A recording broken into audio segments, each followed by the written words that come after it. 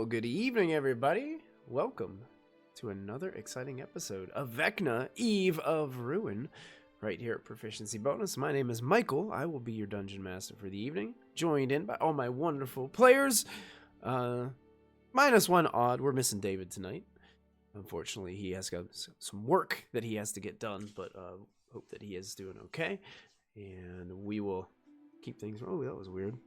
My cam on him just went, like, green for a second. Are you adjusting? Are you moving that around? Yep, I just moved it over. Okay. That's what it was then. Well, good evening, Nikki Rain, Beyond 33. It's good to see you guys. Sorry about last Monday. I was terribly sick. I was sick the Monday before that, but I toughed it out and made it through. Hey, Brittany, thanks for the subscription. 57 months. That's a long time. Uh-oh. Beyond 33 subscribed for 7 months, and now we've got a hype train incoming in chat already. So, wow. Bring on the hype, everybody. Once again, I apologize. I was under the weather for almost like 2 straight weeks. It was brutal. I feel much better now. I'm excited to get back to playing some D&D with all my friends. It was... I don't want to do that again. So... yeah, we got a level 1 hype train going on, everybody. 62%. You guys are awesome. So before we get started, I do want to thank a couple of our sponsors. I want to thank Little Dragon Corp and Cardboard Castle Games for all the support. You can type in !CCG or !Little Dragon in our Twitch chat to get quick links to their website, where you can go buy some awesome RPG related gear and other merchandise. It's available through their stores. Don't forget to use the coupon code BONUS at checkout with Little Dragon Corp for 15% off of your order. Definitely helps to cover those shipping fees. So make sure you chime in and take a look at them, and probably during the break or after the show. That's our preference. Any other announcements you guys think that we need to shout out here really quick before we get started? That I'm aware of. I believe Wild Beyond the... Yeah, level 15! Hoorah! Excellent. I believe we'll have another episode of Wild Beyond the Witchlight this Thursday, and we'll be back with Phandelver and Below on Friday, so make sure you mark your calendars for those excellent streams and shows that are coming up. We're gonna just chime right in. Odd's gonna be kind of on roleplay light tonight, as we're just going to kind of move his character with the group and go along with the group. You guys are back in the Sigil Sanctum with Illustrious Silverhand, Tasha, and Mordenkainen. You guys return from Barovia after escaping the terror of Strahd von Zarovich, the Dark Lord there, and you were able to make your way out of there with the next piece of the Rod of 7 Parts. I cannot remember because it was 2 weeks ago and I wasn't feeling well. Did I already tell you what that rod did? Don't believe so. No, I think so. But it also says that whoever has the rod, if they add it to their inventory, it'll tell them in that. Yeah. 4th piece of the rod allows 7th level spell regenerate. 7th level regenerate. Yes, I think I do remember saying that now. Yeah. I mean, it's in my notes, and unless I somehow am good at hacking you, Michael, that you told us. No, you're just that good at notes. Oh. Notes and fortune teller. No, not a fortune teller.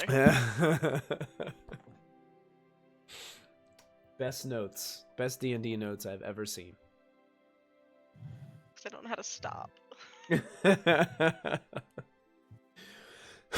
Now, I believe you guys just... I guess what we stopped with, Hazel was going to attempt to scry. And I did kind of fast forward a little bit of things because I wanted to make sure you guys were prepared character-wise. I know Forrest was attuning to that sword that you guys found that Strahd was wielding. And I gave you guys all the information. And Michael, I hope you saw that I put in that I fixed the sword because the special abilities didn't make sense, so Yeah. I tried to fix it to make it more accurate to what it would. Yeah, I like the play way it looks now. I believe I got it all working except for the initiative modifier. Nothing I can do to that. I'm just gonna have to roll a d10 separately. Got it. Yeah, we'll just have to kind of manually adjust that as we go. But we'll embark back and kind of backtrack a little bit to Hazel. Basically, just finished asking Orkon if she could scry on some of his family members. So we'll kind of just go back to that moment, and we'll just see if there's anything you guys want to talk about or role play out, and you guys tell me what you'd like to do. Yeah, I think Hazel, as she's getting comfy on the floor cushions that she set up for herself to do this on, because it's her first time trying it, and he said it was okay, but she's also like feeling like a nosy Nelly. So as she closes her eyes, she like keeps opening one and looking at him to make sure it doesn't look pissed, and closing her eye and then opening the other one, make sure it doesn't look pissed, and then doing it again and again a couple times, and until she actually casts Scry and attempts it for the first time. Okay. I have to check one more thing. Looks like he's pretty hard to read. What's your passive insight? Mm. I will. Passive I will. insight? I My will. passive insight is 20, baby. I You can tell he's a will. little uncomfortable. I will tell you this, and this is something that in preparing the spell that your character would know. It says under scrying that in order to do it, you have to be on the same plane of existence. Is there something in your character that prevents that from being a problem? No, so I think Hazel, like you said, getting ready to cast it and catching that he's a little uncomfortable, and then realizing where we are, she kind of just deflates a lot. And we could say it's used or not used, up to you, but she'll stop and look up at him and say, she's not in the material plane, which we guessed at, but I'm not gonna be able to see her right now. I mean, I would assume she'd still be in the well, they would still be in the Feywild, but I guessed that, but I also wondered if, like us, maybe they were hopping around a bit. it has been. Oh, it has been over a year at least. Next time we step back over the line, I'll give it a go. I just wanted to make sure she was okay. I appreciate it.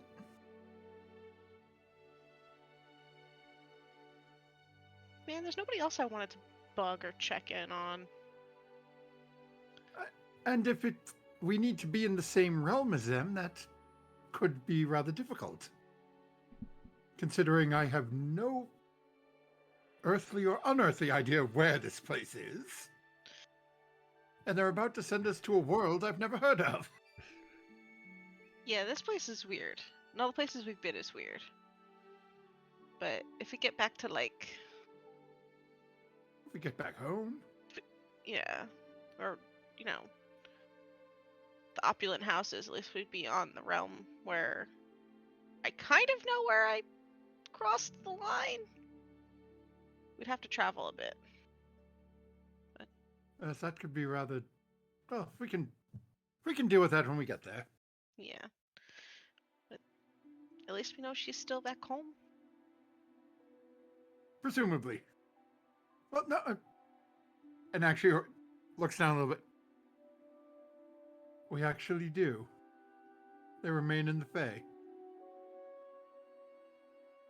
Yeah. And we're going to start just looking around the room, looking for Melania again.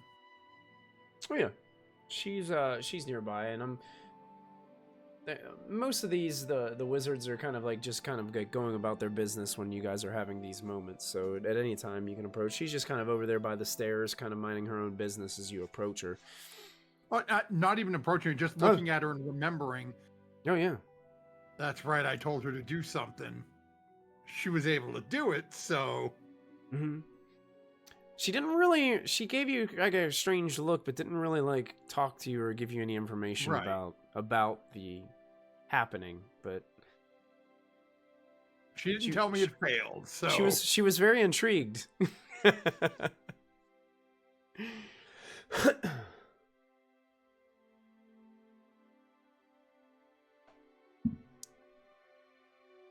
then after that, I think Organ would just be going to bed, just, take a long rest before we leave again. Okay. Yeah, Sure. Hazel probably falls asleep in her pile of cushions on the floor when she's like, dang it, wrong plane. And then just curls up, like literally stands up like pets do and like circles her cushions for a minute and then just plops down and falls asleep. Excellent. Forrest, anything for you or Selena at this time? I mean, I'll probably take a few practice swings with the new sword, but nothing like specific. Okay. Yeah.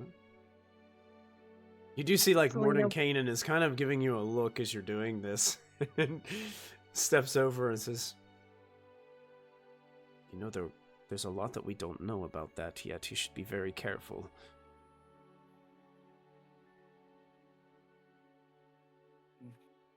It is certainly a risk, but I feel like we'll need every advantage we can get when we do eventually find Vecna. But do you think this weapon will help?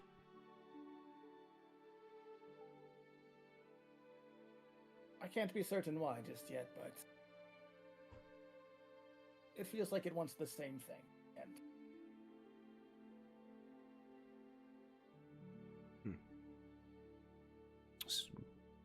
Be careful.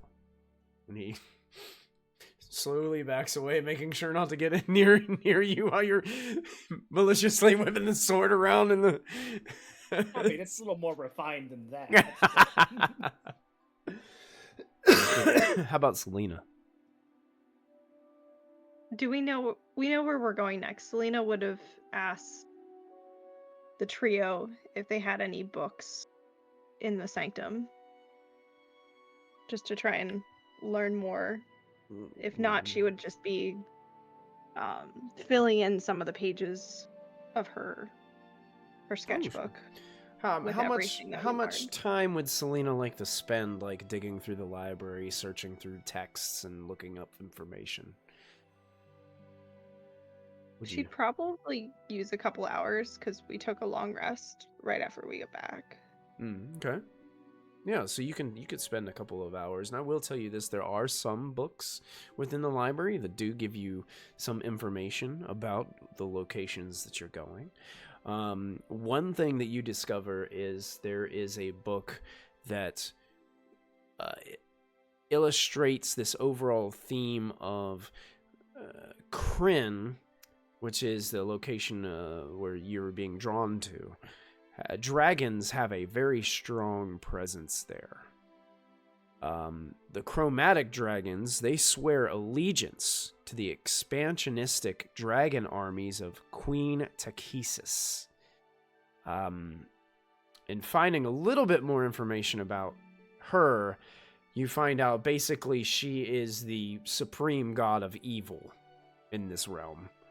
And can take multiple forms. One of them is kind of like this beautiful woman who basically no man can resist. But on the flip side of the coin, can also take a visage of a terrible 5-headed dragon, each of a different chromatic color, which is terrifying. There's other unusual dragons that make their dwelling in Krynn, such as sapphire dragons and lunar dragons. And they're kind of like the dragons that kind of pursue hidden agendas. You get a little bit of a history lesson in one of the books that you find, that there was a world-shattering event called the Cataclysm that swept across Krynn centuries ago. And the apocalypse pretty much destroyed nations, unleashed monsters, and cast Krynn into this dark age that they just haven't seemed to have been able to get out of. I know towards the end of that book recently there's war that has been spread all across Krynn, as basically people are just power hungry, trying to get one step onto the next.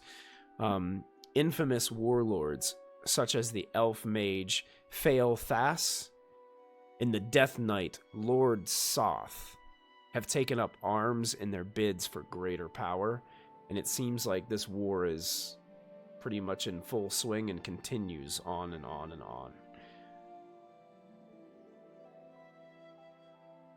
Selena definitely would have been taking notes, especially of the dragon types and the different, if there's any images for the different forms, so we know, have something to reference on the way back. But she'd probably linger for a while on the dragons, because I don't know if she'd ever seen a dragon. But the information about the war and the queen, she would relay to the rest of the party, because that would... Yeah, and as level 15 characters too, you probably have some experience with the lore of the dragons here on your own realm. And dragons, while they're kind of like the same in nature, with the chromatic being kind of pretty evil, they don't tend to work together a lot of times. And a lot of the information, some of the information that you're getting from Krynn are that they're a little bit more willing to work together as long as it is in conjunction with the queen's bidding.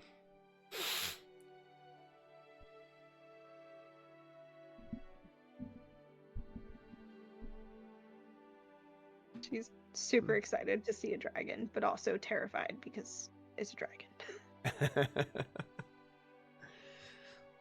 Yeah, that's some of the information that you're able to glean from the libraries and what Illustral Silverhand has here in her library, personal library.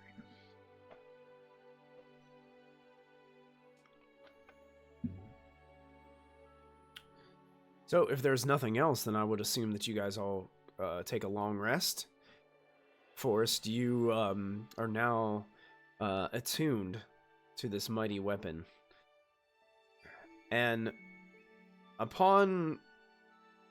right before you awaken, you have this dream, vision.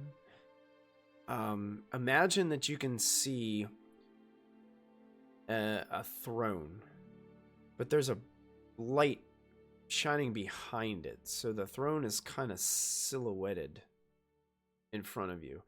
There is a figure in the throne, but leaning forward. You can see they're probably wearing heavy plate mail armor, and they probably have a cape kind of draped over their shoulders.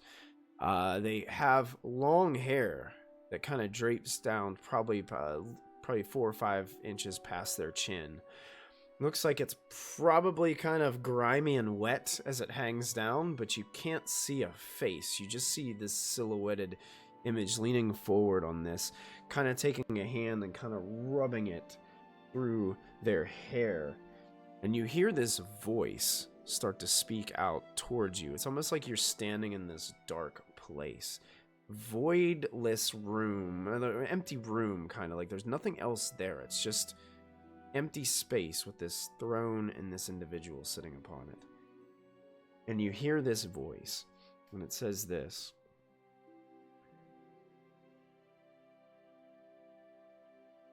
"How loyal are you to your oath?"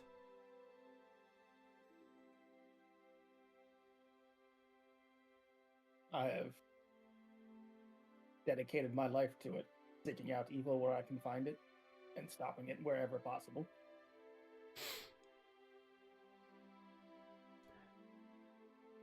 What if I were to tell you that it would take something evil to destroy what truly is evil.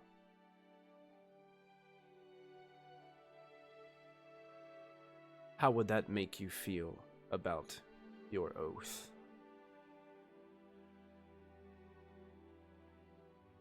Would it change things?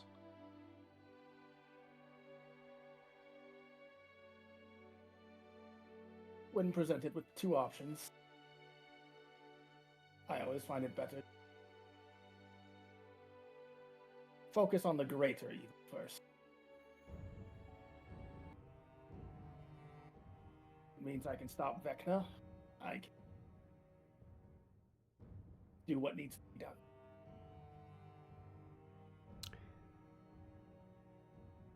If you do stop him, could you also stop yourself?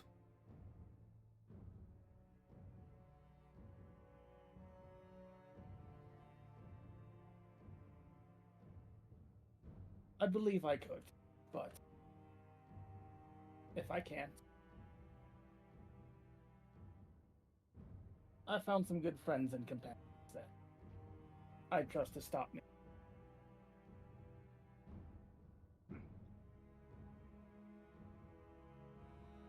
The figure kind of leans back in the chair, rests kind of like their chin on their clenched fist.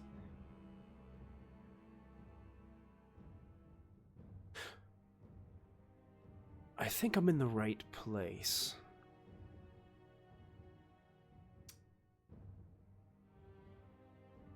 But warrior, I'm gonna hold you. And you know what?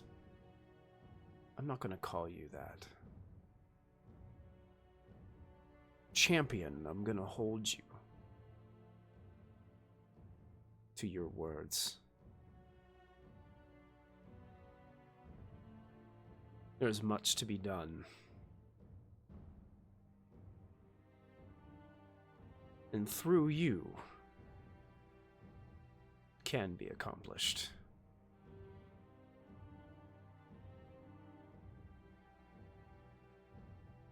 You are now an important vessel.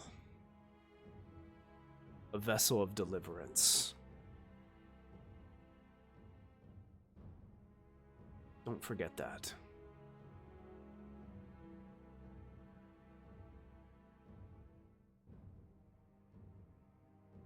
Who are you? I've never seen you.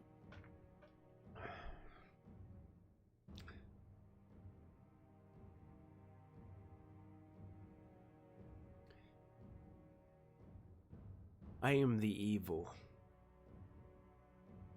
that needs to be present in order to destroy the one true evil that you set out for. Without me, there is no hope.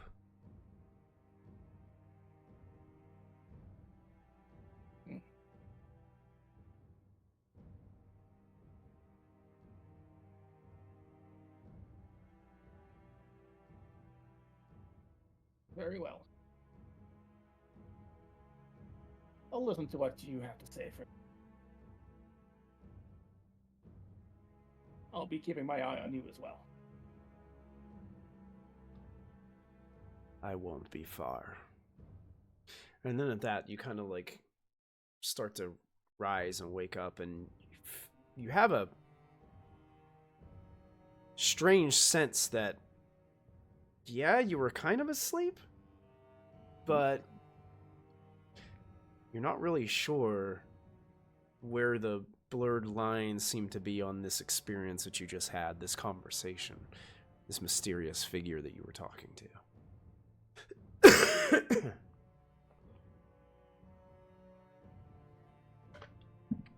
And you can hear that a lot of your companions are already starting to congregate downstairs. Or if you guys are just kind of like laying around here, you can see that everybody's kind of getting a meal for the morning. And I'm just going to, since Odd isn't here to say otherwise, I'm going to assume that Odd is still taking that tabaxi kind of look. And you can see Landro is kind of moving about, and then fascinated by this floral arrangement here within the main part of the sanctum. What would you guys like to Quite a do? lot of them, aren't there? Oh, yeah. This one here seems to really enjoy the bright sunlight. Maybe I should shift him over a bit.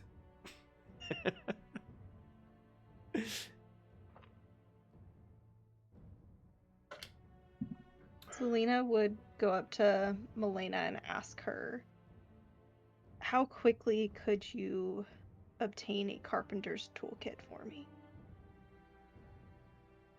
A carpenter's toolkit? Yes. I think we might just have one of those here. That would be even better. I can lend you one if that's okay. If it's not too much trouble, that'd be amazing. Thank you. Sure. Yeah, let me go find it. She wanders off to try to find your carpenter's toolkit.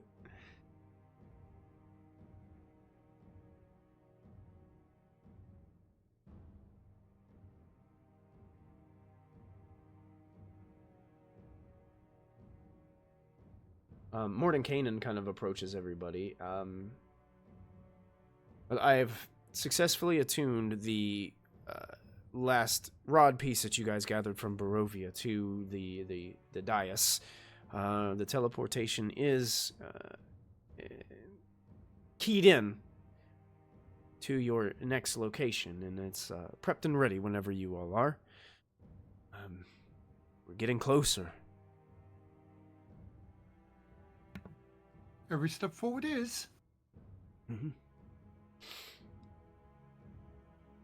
Just hope we're ready.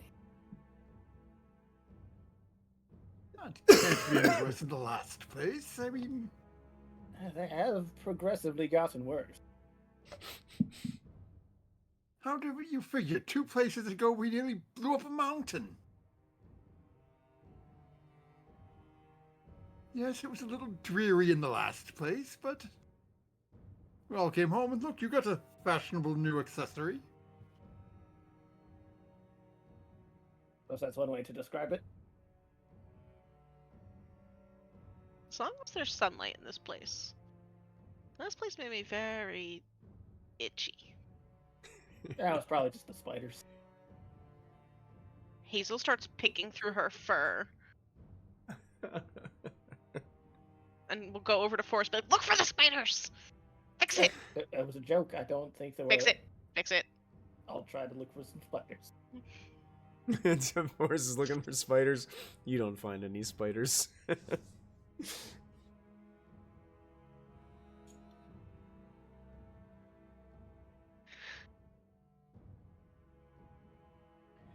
Illustrial kind of walks up to you guys, probably towards Orcon. He's like, is there anything else that you guys need before venturing forward?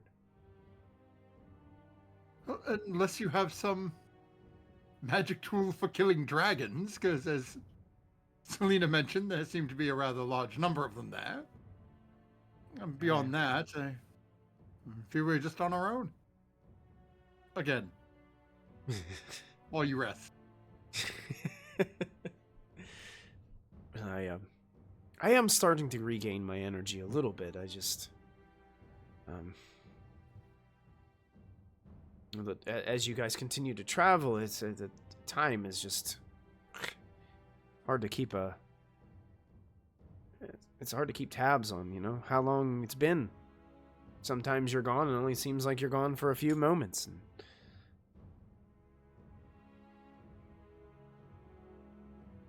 sometimes much longer. I don't know how long we've been here. A week, maybe? Feels a little longer, but also maybe not. Time is soup. What may I have give been up. years? Time is soup. Hazel starts walking towards the portal. She like takes the rod piece back from Mordenkainen, and we'll just start slowly trudging towards the portal because she's like, off we go to get shot at and stabbed and like No, no. It's going to be lit on fire and doused with acid and electrocuted. And dragons, my dear, dragons, not swords. Yeah, I mean, they've got a pretty good bite, though. It's kind of like being stabbed. Hazel looks at everyone and will look over at like Odd and Slate and be like, "Do you guys even want to go?" I want to see Odd's, dragons. Odd's kind of like, not really. We're gonna still walking towards the This just doesn't feel fun anymore. Hazel keeps going up the steps anyway because she's not gonna not go if her friends are going, but she doesn't look happy about it. Hearing Hazel say that, Orgo will immediately turn back and break into song. I'm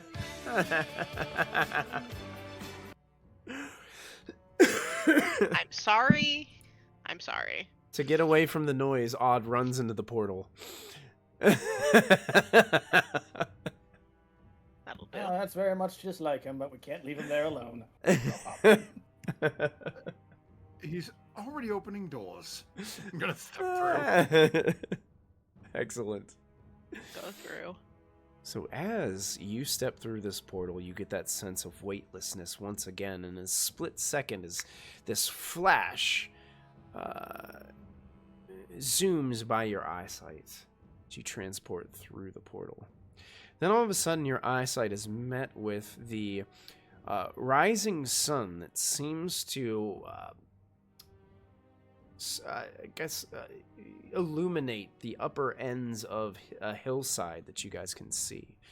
There is a purple sky, and upon it you guys can see that there are 3 moons: a red moon, a white moon, and a black moon that's discernible only because of the stars that it blots out high upon the sky. Behind you stands a tall fruit tree in early bloom, and bright orange buds still flowering. The doorway through which you just emerged is in a deep kind of dark furrow in the tree's bark as you guys step out of the tree. The 4th piece of the rod of 7 parts that Hazel you're holding on to seems to guide you and point you to another tree that's standing on a nearby hill.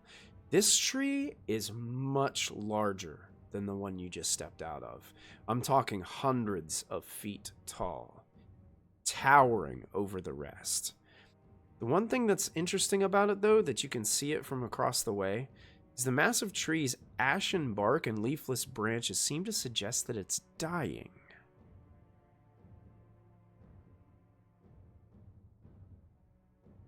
What do you do?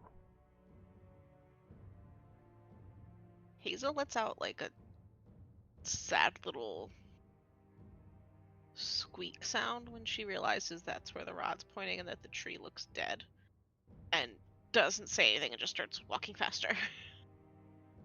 Okay.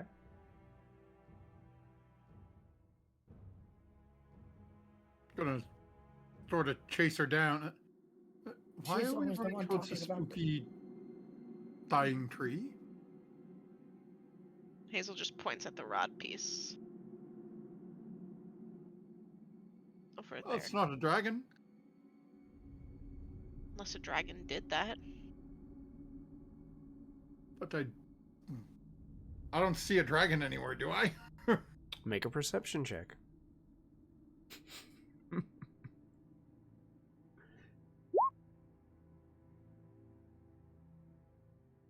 No dragons around. Mm-mm. Well, if it did, it's certainly not here now.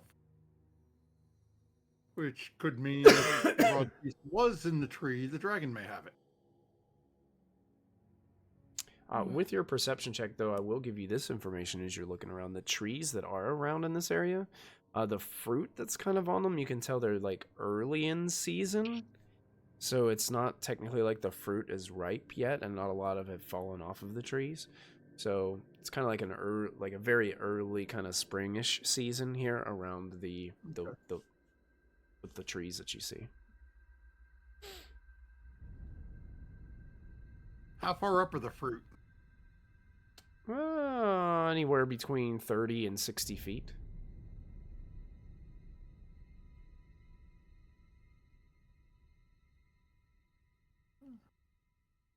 Selena would be kind of lagging behind, trying to see if she can see, I guess, the source, or kind of like puzzle piece together what might have caused or contributed to the damage to the tree. Okay. Yeah, Like, you so you far it's definitely, hard. yeah, you'd have to get closer to kind of discern that. But it is strange that all the other trees around the area seem to be doing just fine, and just this one seems to be in a state of decay. I'm going to cast Mage Hand and pick a piece of the fruit. Okay. Sure. And as following Hazel to the tree, I'm just going to eat a underripe, whatever it is. Yeah. Very, very sweet. As it is definitely not ready to be eaten yet. And it is very, it's hard to bite into because it's a little bit on the crunchy side. I just sort of nod. You can have your ration for the day. Free meal.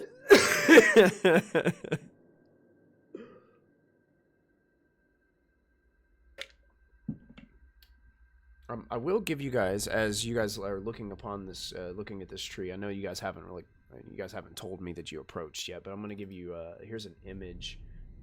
Show to players, show to everyone. This is what this tree kind of looks like, and I will show that to our Twitch friends as well. Here, I can put our map screen up. This just gives you kind of an idea. This is the art that was. You can see the adventure in there and see how tall this tree is. You can see like there's like these openings in the bark and stuff like that. Certainly seen better days. Definitely.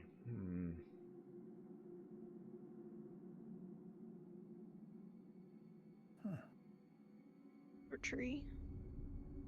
Yeah, it seems to be where we're headed anyway. Follow Hazel. She's the one who knows where we're going. Hazel's just following the pole, but she's not like running ahead of her party so much as like she like hurried up at first seeing the tree looking poorly. But like when her party catches up to her, she like keeps pace with them to not be apart. But she just looks stressed out seeing a tree looking terrible. Okay. Is there anything else? Like, is there anything else you guys are specifically doing or looking for, or traveling wise, or as you guys are approaching? Hazel would be looking for any evidence of anyone else going near this tree in a while, like footprints, animal prints, bird droppings, anything, like any evidence of anything near here. Go ahead and make a survival check for us. Okie dokie. Not great. Not great, but good enough to get some information. As you're getting closer to the tree, you're starting to see that there is this large kind of opening in the side of the tree. Almost as if like kind of like a mountainside would have like a cave entrance. This tree itself has this opening in it to where you could just walk into the center of the tree. There are some small humanoid footprints that are in the soft dirt as you're starting to approach, and it looks like they are headed in that direction into interior of the tree. She would stop and point at the footprints to her friends. We're not the only people looking at this tree and going to the tree. That wouldn't be the first time someone beat us to the rod piece. Probably won't be the last. One thing that you guys do notice is the closer that you get to the tree as well, is that these the bark is pretty pale and soft looking, and the hill is kind of covered with these decomposing remains of sticky gray fruits that hum with like the sounds of swarms of flies and other insects as they kind of hover above the rotting fruit. And you can see as you get closer those deep holes like in the tree trunk, like rents of a rusted suit of armor, and provide glimpses into the tree's rotten, hollow interior as you get closer and closer. I will go ahead and I know, Selena, you were about to say something, but I'm going to go ahead and move you guys to a new map so you guys can kind of see what this looks like, and I'm hoping I have it set up right. I'll shift ping you guys. It's kind of a big map, but are you guys able to see where I pinged you at the bottom? Yep. Yep. Okay. So this is the location that you're kind of starting to see those footprints, and those footprints lead directly north into this kind of opening area into the tree.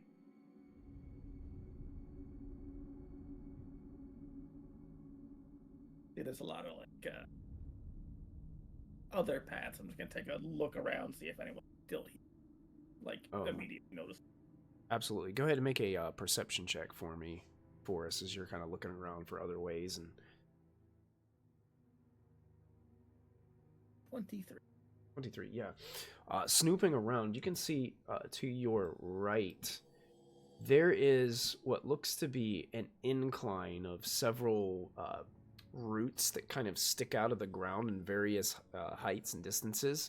And it looks like it'd be very easy to like climb up, and it looks like there's a way that you could kind of climb up a little bit higher over here and even enter the tree in another through another opening.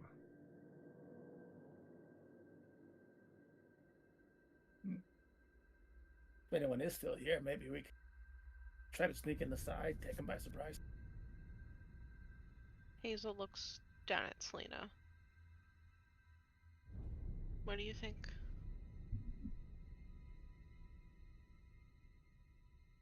Selena would have been kneeling down, trying to like inspect the footprints, see if she can kind of figure out who or what might have made them and how, I guess, soon or past they made them. Okay. I'll let you pick survival or nature to see if you can determine anything about them. With nature, because I think I have proficiency. Sure. What is it? 26. Oh, nat 20 for a 26. They're not too different from your own. Like somebody probably of a smaller stature made these prints.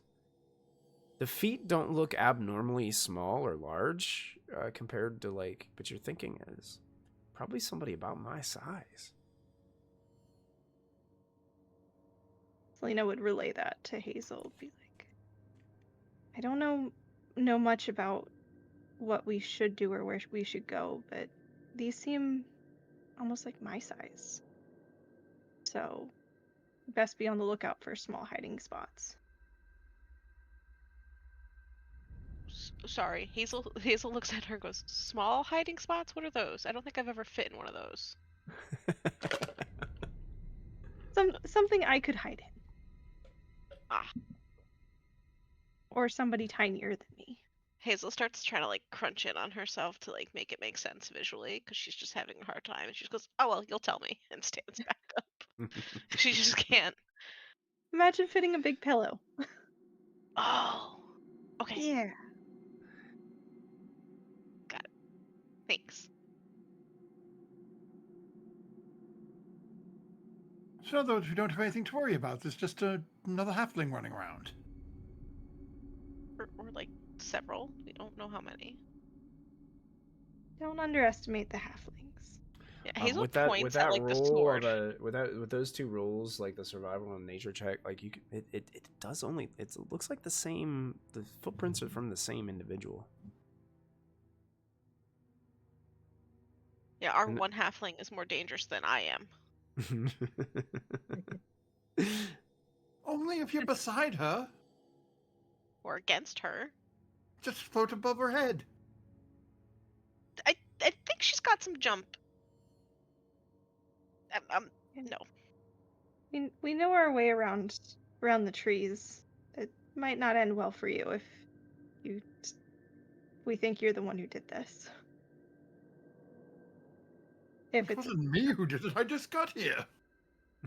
they might They- not know that. They were here before us. They don't know that. We could have erased our footprints. Mr. Fly, you could fly and erase all the footprints. Either way, I think we're gonna have to make our way in one way or the other. Immediately, Orkan is just going to cast Gust Barrier. It just creates this little wall of wind around himself and mess up the dirt on the ground. Just The dirt is soft enough that it easily prevents any footprints from being left from anyone near this gust. It does throw some dirt on everybody around, though.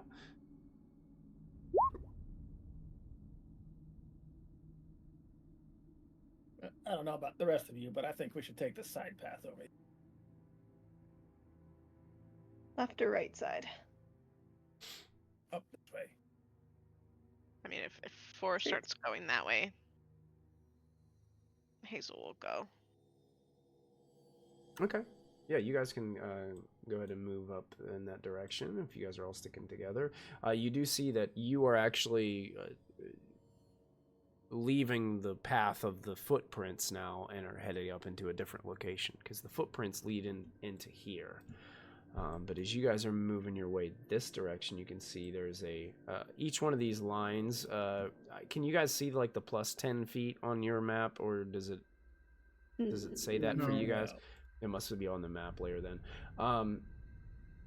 Basically, each one of these like levels is like an additional like 10 feet. So as it climbs up here, as you're going up, it gets to eventually to plus like 60 feet up here, where it seems there's another opening into the tree that's 60 feet higher than where your ground. we have light was. walls. Oh, light walls, got it. There's a wall right here in front of Forest. Yep, I'll go ahead and get rid of those now. Sorry about that. Here, let me get rid of Ah, them. there's the plus 10 feet. Now you should be able to start to see this stuff coming Yep. up. Sorry about that. I forgot all about checking light walls. I Can you- figured I just was too short to see anything. No, now you guys should be able to see that. Michael, do you want to give one of us control of odds token to drag him along with us? You know, that's a good idea. I will do that. That's,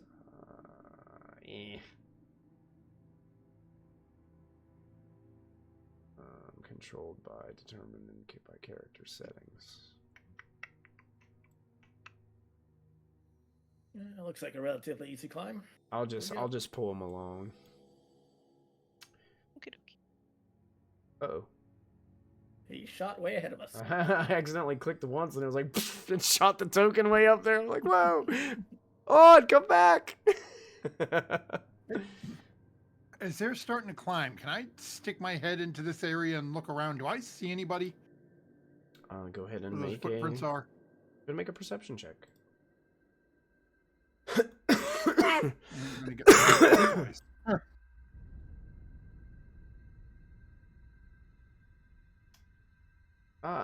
Because you already know that the footprints are there, you can still see them. I mean, they're just leading straight in, and they look like they're leading directly to the north, across the room. There's something down over here. Yeah, there's something shadowy up here. It's hard to see because there's not a ton of light coming in through these openings, but I mean, you can see enough to be able to see the space. But yeah, you're not really seeing anything looking in there. It's like just an open Step space. back and look and see that only Selena's still down here with me. But the footprints seem to lead into something in the far back of the room.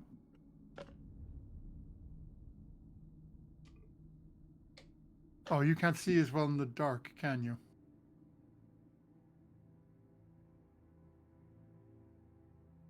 I don't think lighting's an issue here.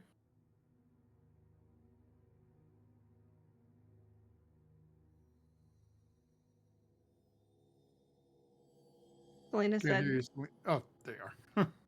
I didn't realize I muted myself.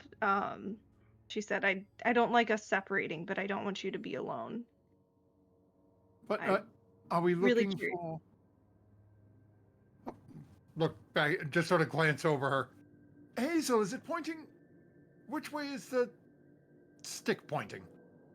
Hazel holds out the rod and is wondering which way It's is it pulling. it's pointing in that same direction that Odd is kind of, or not Odd. Orcon's kind of pointing. She points which way it's going, and then she points at Forrest and goes, "He wants to sneak up on the person who got here before us. That's why we're going this way." Right, but that way seems to go up. And there's a dark shadowy thing back over this way.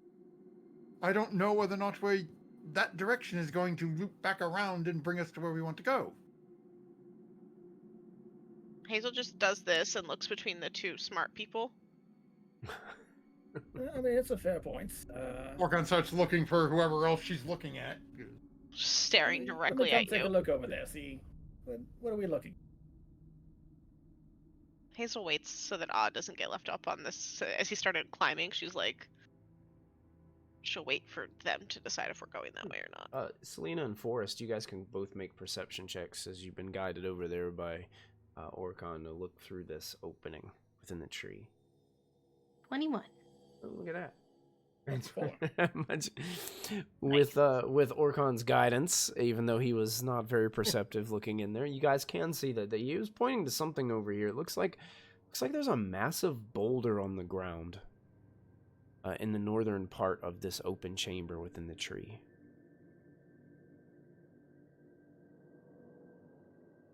It looks like the footprints start like leading in that direction. I mean, the footprints do seem to go right up to it. Might be a more direct way in, if nothing else. Hazel will call back to Odd. I think they changed their minds.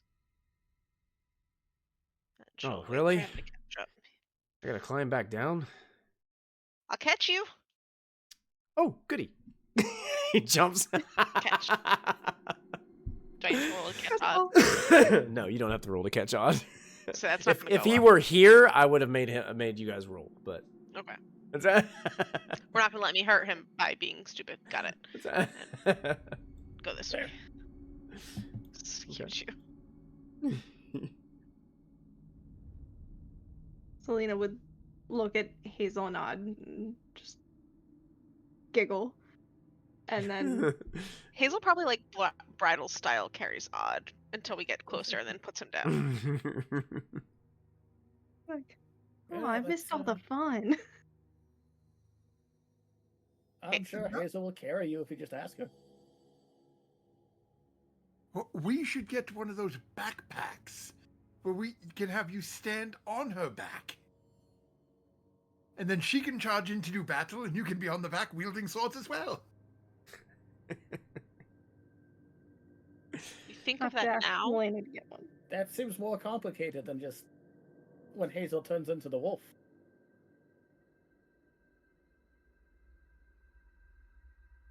Yes, but Hazel would still have hands.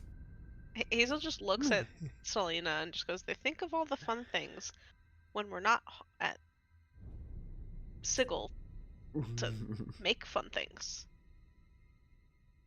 What are we what does the area around us look like? Is this all tree? Is it vine? Like, what sort of material is around here? It's a lot of dirt, soft dirt. There are some like roots and like vines that'll kind of peek up within the dirt that you're stepping on. You're like walking inside a rotting tree, so when you move inside, you're kind of moving into the base area of the bark and kind of like the interior of it a little bit. With those 24 checks of 24s, looking around, like you can see that this tree is decaying kind of like rapidly than something that should naturally be dying. Like it shouldn't be dying this quickly. Selena would notice this and look at the rest of the party, especially Hazel, and be like, I think something's poisoning the tree. This is too fast even for a tree of this size.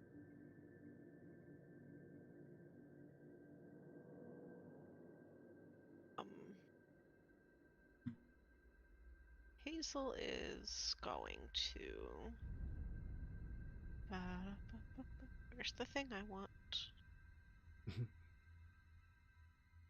Hazel's gonna go over to one of like the side of the tree to like put her hand on it, Uh-huh. like very lightly, because again, looks like it's decaying. Yeah. And will use speech of beast and leaf to, even though it means I can't understand them, like I can't understand the plant can understand me, I can't understand the plant. Okay. I will say, I'm sorry, something is making you sick. Can you help me find the thing you need removed? And I have advantage on charisma checks to influence the plant to help me. Okay. You can go ahead and make a check with advantage. That'd be persuasion, I guess. Yeah. We'll call it persuasion. I like that. Which is not my strong suit, so advantage is lovely.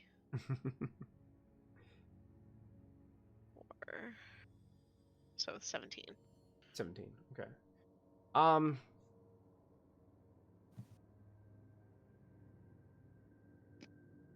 You just really what you see is you see that some of the vines or some of the roots that are sticking out of the ground and stuff seem to shift a little bit up here to this boulder to the north. That's really the only indication that this tree gives you. Hazel kind of like pats like comfortingly the tree, goes, I'll do my best. And we'll then go back to speaking common and not plant sounds. Yeah, it was very weird, the sounds that you guys heard come out of Hazel's mouth. Explains that the thing over there is what's making the tree sick.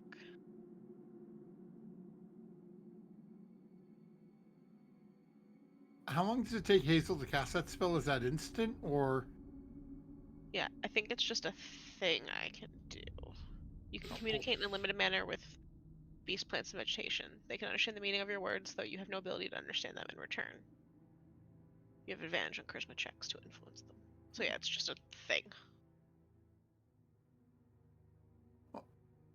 Orgo would be taking a minute, assuming everyone doesn't walk away without him. After hearing Hazel's comment at his idea, he's going to cast a spell. Okay. Of creation. Okay. To create the sort of backpack harness for Oh Hazel my to goodness. wear. Takes 1 minute. And I'm thinking this is probably more like vegetable matter, either like vines and hemp and things like that, or even like leather. Okay. Yeah. And it'll last for 24 hours. For 24 hours, you have a little harness that you can now wear upon your back, and you can wear Selena in a harness. As long as there's a way for her to get out of it without like, I don't have to like clip her in for safety, so she can hop out when she wants to. Yeah, she can hop out when she wants to. Yeah, So it's Hazel not will- like it's not like the baby holder, Not like the baby Bjorn. No, yeah, not the baby Bjorn. Where you have to like you have all these like buckles and stuff. My thoughts are almost like a chariot, like a backpack. Yeah. With a wall and sides on it, and a thing where she can step. Oh, she can step up and lean in, and come on, Hazel, or be fighting. Hazel puts it on and will kneel for Selena to get in, so that she's I could get her into I feel battle like there faster. are more appropriate times to test something like this, but okay. Party pooper. My dear man, when inspiration strikes, we must seize it. After hearing him say seize it, Selena's gonna look at Hazel and hop in and be like, I wanna go fast. Hazel? It takes everything in Hazel to not run ahead without the party. So she looks at Forrest and goes, faster! Right. On our way then. Just Moving into the interior here is Forest, and I'll move Odd's token with you guys as you guys are moving into it. You can see that this is that there's kind of like a crude cliffside over here made of just roots and packed dirt on the side, and it's 60 feet up. That would have been like the part where you would have entered in on the other side. You would have climbed from outside. But yeah, you're just moving in through here. Like I said, it's not like pitch black in here because there's light coming in from the openings in the tree bark, but it's like dim light.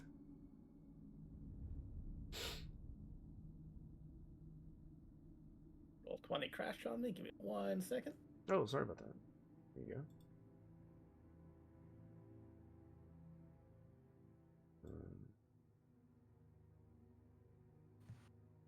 All right, I think You I'm back. guys All right. can kind of continue on moving, and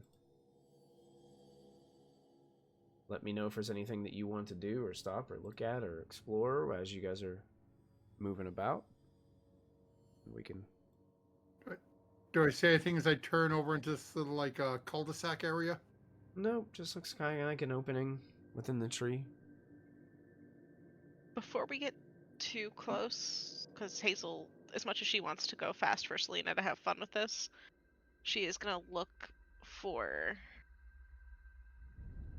anything like along the sides of this area. Like, she's still thinking about Selena saying a small hiding space. Okay. Yeah, She's go ahead. afraid You can of make a hiding. perception check. I'll say perception checks in here will be made with disadvantage when you're inside because of the dim lighting, unless you have something that would deter that. No disadvantage. Okay. Yeah, I should probably mention, because we leveled up and you may not have this handy. I have true sight as well. True sight. Got it. Not a good roll either way. So. What's your distance on your true sight? 30 feet. 30 feet. Got it. I mean, there's like a ton of small places in here, like because of the way that the tree's dying and rotting away, it's leaving all these like strange gaps within the bark and stuff. I mean, any small halfling creature could be hiding out anywhere in here. There could be hundreds in here.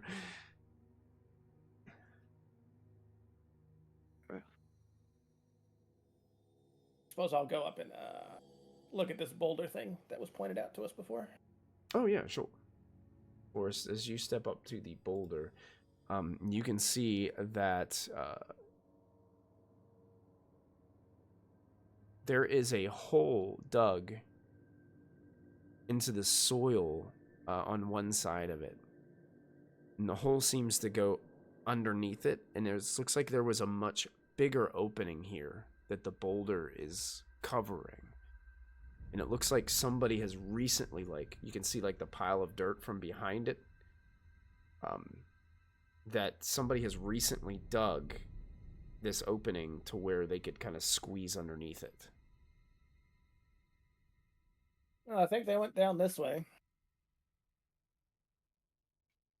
Hazel, as we get closer, we'll check to see if the rod piece is like pulling down. It is. Hazel inspects the opening, wondering if she can fit in it. Hazel definitely cannot. The only person in the party that you feel like could fit in this is Selena right now. Now, the dirt is soft. If you have tools, you guys feel like you could easily like dig this out and make it to where you guys could all fit. How big is this boulder? Can I theoretically push it to the side slightly? It looks pretty massive, but someone had to put it here, so you feel like you might be able to get it to move if you had enough. Maybe if you had some help. How far down does the hole go? Can we see, like, if looking down it, can we see ground? You see dirt, and it kind of it's like a slope, and then you can't see anymore. So it's further from where you can see, based on how the hole is placed and where the boulder is. And does it look like the tunnel is that same size all the way down, or does it look like it opens Seems up? like it opens up. It seems like the tunnel was much larger and that the boulder was kind of closing it. And then somebody else came and then dug away so they could dig under this boulder rather than move it.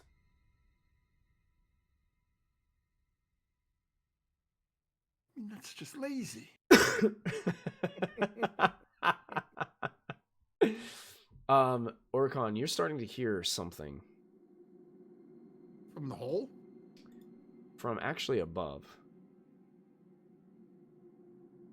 And as you guys start to look up, kind of like the scene in Harry Potter where they go and they visit that massive spider guy, Aragog? Oh, all these spiders are starting to drop down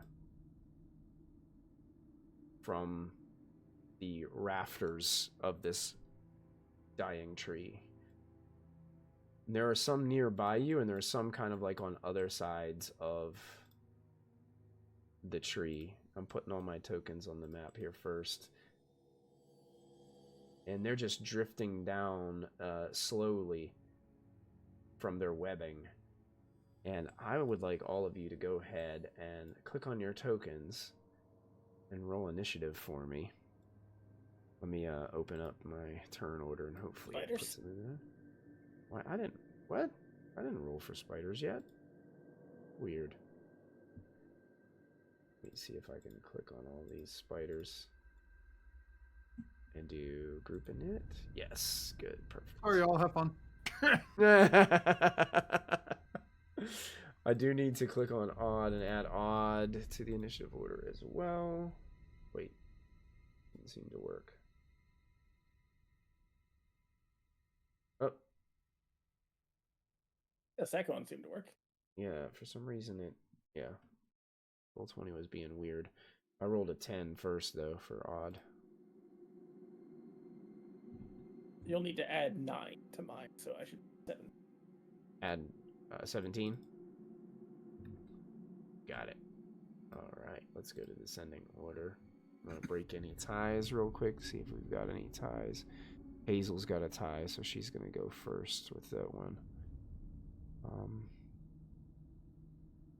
Looks like Selena's got a tie, so she's gonna go ahead of that one.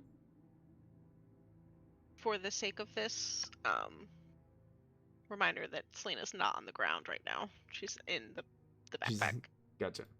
In the backpack. So these giant things can't get her as easily. But I think you tried to roll something in type text instead. No, something's not working correctly, and I'm gonna have to do it manually probably. All right, let me change our music because it looks like these spiders are hungry.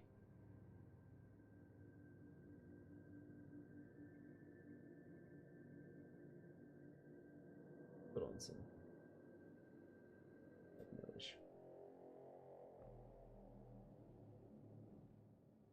All right, Orcon, you're get the jump on things as you notice that they're dropping down rather rapidly. Actually, they're just like hitting the ground currently. What would you like to do? Okay. There are a couple right near me, so There are. I don't know how tough these guys are, so I'm just going to start shooting and sending people away from me. You got it. We're going to start with number 7. 27 to hit. That hits. And so it's going to be 6 force and 5 thunder, and it is pushed 10 feet away. You got it. So 11 points of damage, and it's pushed. You said 10? Yep, I believe it's 10, right? Yeah, so the spider starts sliding across the loose soil on the ground as this impact hits it right in the face. Next Okay, so one. it's still up. It's still up. Okay, shot number 2. 29 to hit. That will also hit. Yes. 9 force and pushed another 10 feet. 9 and pushed again. It is looking in very bad shape, but you got it like jammed back. You're sliding. It's all 8 legs are sliding across the ground, just like it looks like a rake has been pulled across the ground. Okay, and gonna move towards the hole. Got it. And my last shot against. Actually, you know, we're gonna hit number 7 again. We're gonna see if we can get rid of one of them. Ooh, 17. That's still gonna hit. And that is 11 force and another 10 feet. And as you push that one back, it kind of rolls over onto its back, and its legs kind of shrivel up. This spider is dead. And then bonus action, I'm teleporting down the hole and getting the hell away from the spiders. Oh, teleporting! Cool, perfect. That's like your Misty Step type thing, right? Yep. My what do they call it? Face step. I forgot the name of it. I face step, I think. Yeah. Well, the good news is you're away from the spiders. The bad news is you immediately start like sliding down this dirt slide. And you slide down about 50 feet and kind of roll a little bit towards the end of it, and you're in a much larger room below this. Okay, that was not as planned. Lion had bed stick my head out the hole and shoot at people. I'm gonna move you over to where you are now. So I'm gonna shift ping you so you can see what room you're in, Orcon. I'm just gonna say great. Well, Orcon's vanished. Orcon disappears. Can you hear from the hole? Echoing, coming from below the boulder. Did he just ditch us? Yeah, I think he might have, because he even mentioned he doesn't like spiders. Son of a... And Hazel just gets ready to fight. Forrest, it's your turn. I can kind of see these other two over here. They're kind of like on the light wall, but I assume this is... Oh yeah, yeah. I'll move them down because they would have landed on the ground, not. Okay, so I'll move up to 5. Yeah. Mm-hmm. I'll get rid of that light wall too, so it's not in your way anymore. There we go. Oh, there we go. Now I can see everything. Oh, there's a light wall on the boulder too. I'm sorry, guys. You probably couldn't even see that boulder the whole time. No, it was just casting like a single pillar of shadow. You could see most of it. Okay. I'll make a couple attacks. All right. 28. It definitely hits. Squeal from the spider as the sword digs into for 28 total damage. No, that's including the undead damage, which I assume these regular spider. 21. Be 21 total. Yeah, Got it. Yeah. I now have the Life Drinker invocation, which means I can add a D6 once per turn. Okay. For 1 more damage. 1 more damage. Yeah, you just stab into it, slicing it. The impact from the sword gouges into it. It squeals in pain and looks very hurt already. I'm supposed to take 1 more attack then. You got it. 25. That hits as well. For 22 more damage. And that one, you just drive the sword down through its back. Its legs twitch a bit as it lies there motionless. And I will just stand in between the spider and Hazel. Okay. Okay. Stand in there between those two. You got it. That is all I'm going to do. Excellent. Spider 6 does get to go next. It sees that you're just kind of standing there menacingly, and it is a spider. It's just going to kind of chitter towards you a little bit, and it's going to go ahead and try to make a bite attack against you. Rolling a 20 to hit. Nope. I don't think that's going to do it. Nope. And the spider's just trying to just dive on top of you to try to get any gain of any ground it can as its fangs are dripping with like poison from the end of the the mouth of this thing. Hazel, that brings us up to you. Okay. Hazel's looking around. I can see, even with like the being a little darker in here, I can see spider 4 and 3, can't I? Spider 4 and 3. Yeah, Down you guys. below. Yeah, you guys can see them. Okay. Yeah. Because of fun, potent spellcasting over here, now at this level, I'm going to cast poison spray at spider 4. I don't want to get attacked from behind. Spider 4. Okay, you got it. So 17 to hit. 17 does hit. Okay. So 31 points of damage. 31 points of damage. All right. And that, surprisingly enough, poison's fine for them. And that spider shrivels and lies on its back and dies. Yay! Hazel will call out, they don't like poison, even though they look like they got stuff on them. Well, yeah, they're just spiders. They can make you itchy when they bite you. Oh, wait, jeez. Anything else, Hazel? No, she is just... Well, actually, does Selena want to go anywhere?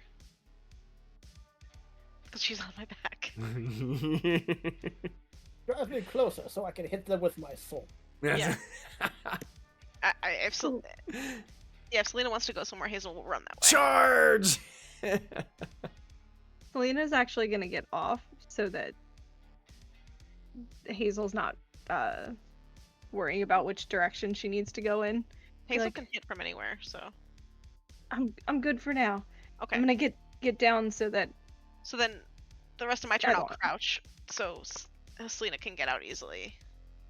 And stay at her level, to let her out safely out of the backpack. Sure, yeah, you'll be able to do that, no problem. Giant Spider 3 has a long way to go before he can get close to you guys. Movement is only 30 feet. Let's see. Crazy for something that big. 10, 15, 20, 25, 30. Can get about right there. And let's see, how far away am I from you guys? Oh, only like 35 feet. Perfect. It's gonna fire. It's gonna shoot its webbing at you guys. Actually, all three of you. I think it might be able to hit. Let's see, one creature the spider can see within 60 feet. Okay, so it's gonna fire at Hazel. So I need a dexterity saving throw from you, Hazel, as the webbing comes shooting from the spider towards you.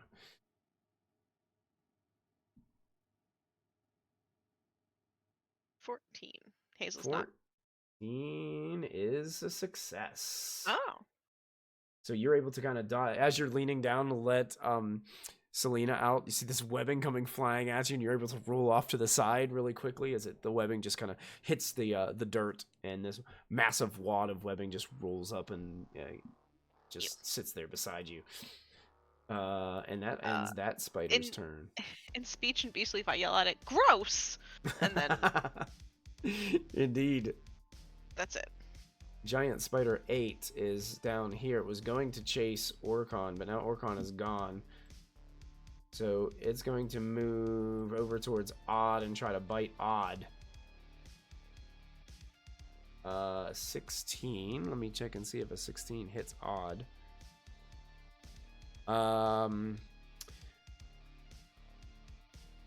He's going to cast...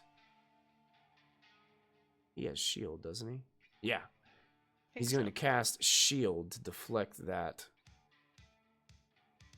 from hitting the target. So as it tries to bite, he waves away the attack with this glimmering protective energy from his arcane sources, and that spider is left just standing looming over top of Odd.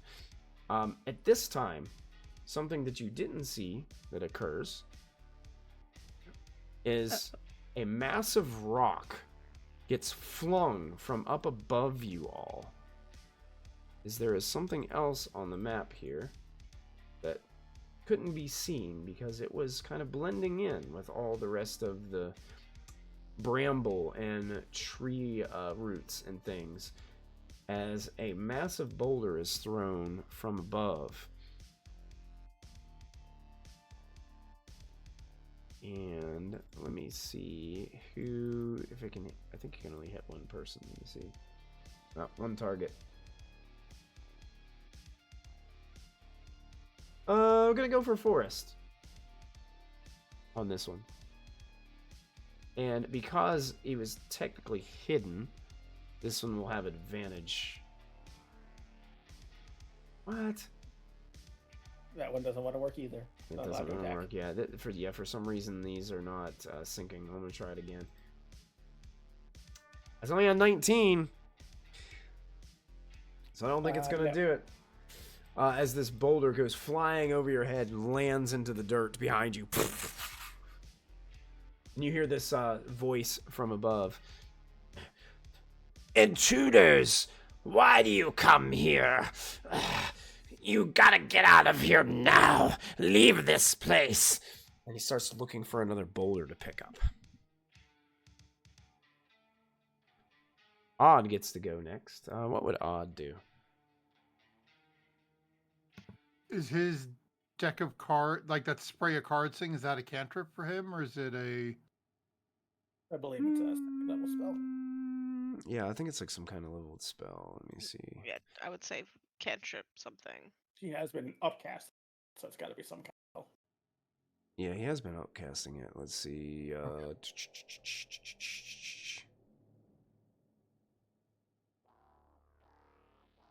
I don't see it on here. I think it's called Spray of Cards. It's not under. Oh, there it is. There it is.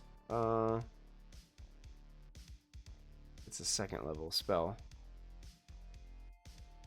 It's a 15-foot cone. Would he use that against one target? Does usually try to hit more than. Yeah. He's got Does he have- Tasha's Mind Whip that he uses a lot. Does he have any cantrips that are for offense? No, I'm giving you Sacred Flame. Sacred Flame. Yeah, we got Sacred Flame. We got Mind Sliver. Is what he has. Like cantrip would. Yeah, Mind Sliver is... I think Mind Sliver does something to their attack, right? Yeah. There's another effect to it. Yeah. One action, 60 feet. So one creature, intelligence saving throw. Yeah, we'll do that. Yeah. Intelligence saving throw with the spider. -2. Definitely fails. What? Spiders have bad intelligence scores. Why? No. Why should they do that? So Mind Slither does 3d6 damage. I'm gonna roll it in here just because it's easier for me to do that. So 10 points of psychic damage. Against the spiders, it squeals in this pain. And subtract 1d4 from the next saving throw it makes before the end of the next turn. For some reason, I want to say it was higher dice than that, but it says 1d4 here, so. Go with what it says. Yep. Odd will try to stay put. I think the higher dice you're thinking of is Cutting Words. The bar Cutting feature. Words, yeah, that's probably it. Forrest, you already went, didn't you? I sure did. Oh, I got you on here twice. Not on the tracker I see. I had you on at 9 too. I thought it must have been when you added 9 to my total. That was weird. Okay. Odd's turn is over. Selena, what would you like to do? Selena is going to go activate her sword. She's gonna yell flame on, Mhm. and then try and attack Spider 1. She's gonna move a little closer to it. Okay.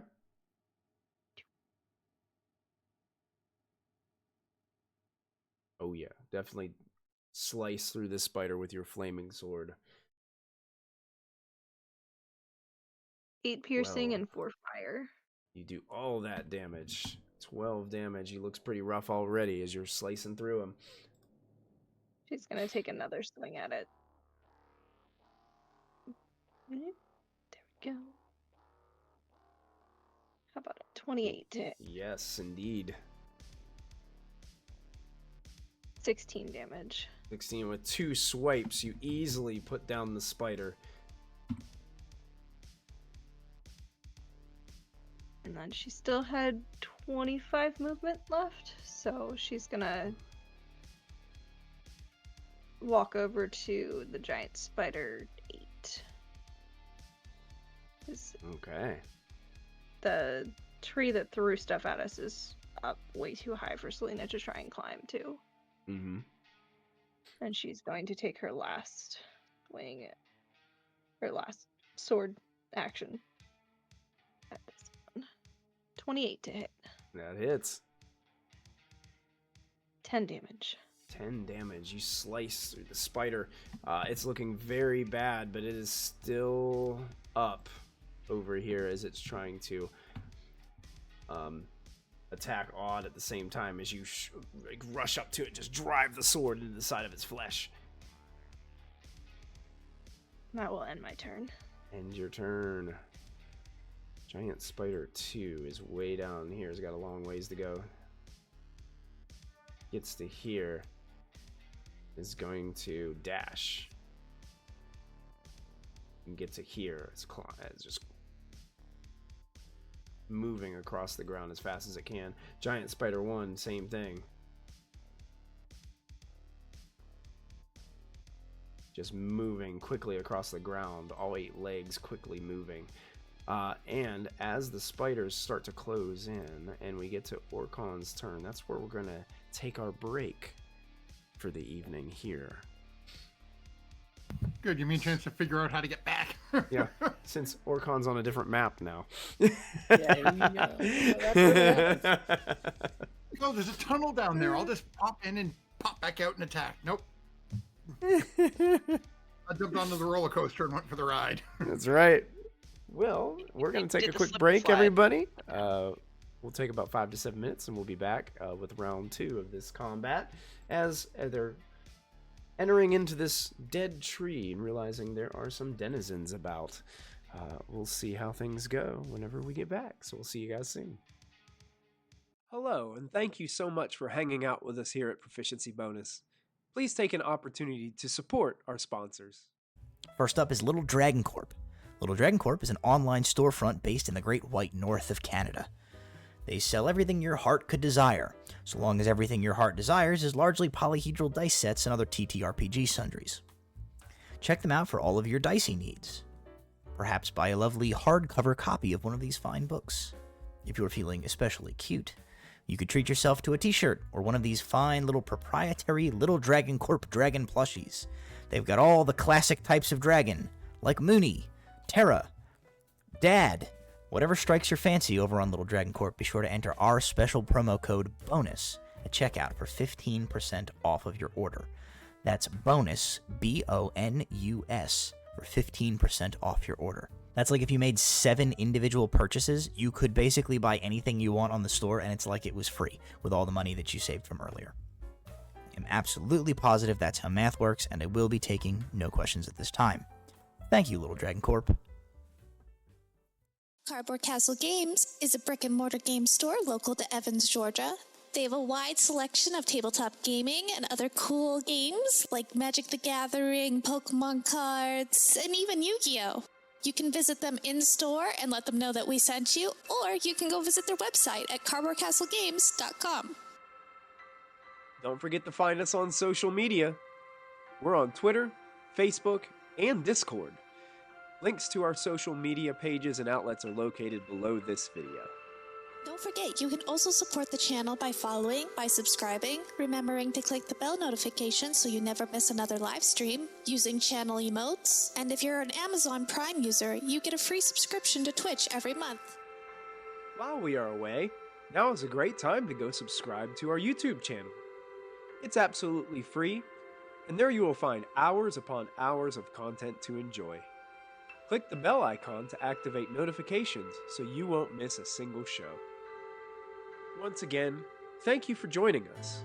We hope you are enjoying the show, and we'll be back in just a moment.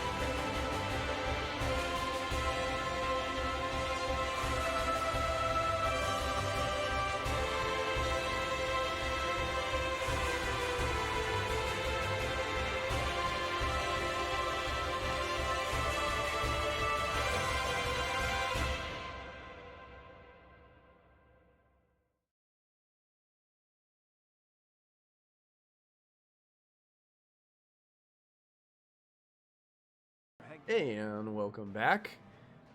We pick up with Orkhan down in another chamber. You slid down the dirt and have rolled down here, and when you do, you can see across the room. Well, actually, I think I'll have a little bit of box text to read to you first.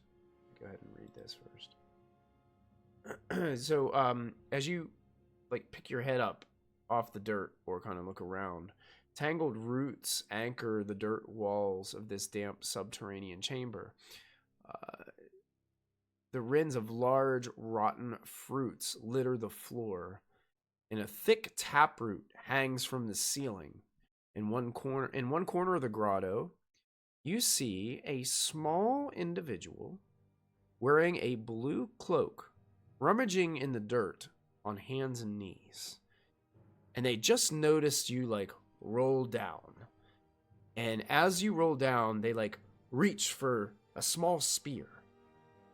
and are kind of like defensively just towards the wall on the far end, like pointing a spear towards you. You can see this individual is about the size of a halfling. Kind of looks about the size of Selena, but has pointier ears and has like some thick brown hair that kind of tufts up kind of higher on the top of their head and is kind of slicked back in a way. And they seem like they have a little bit more bushier sideburns that seem to come down almost to the base of the chin. Good day, Mutton Chop. Forgive me, I must go help my friends. Bonus action, I'm gonna give myself a fly speed and fly 30 feet back up the tunnel. The creature looks a little shocked and bewildered as you just disappear back up the tunnel. Excellent. How far can you fly? 30 feet. Okay, you're still 20 feet short of the opening. Yep. Now, because it's 50 foot down, so I'm gonna put you on the other map, but like right where the hole is. And you're still technically 20 feet below the surface of that. so I'm going to ask a question here.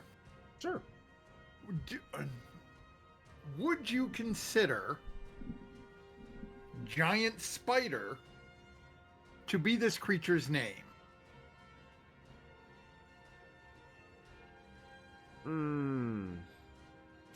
I don't know. It depends on what you're trying to do.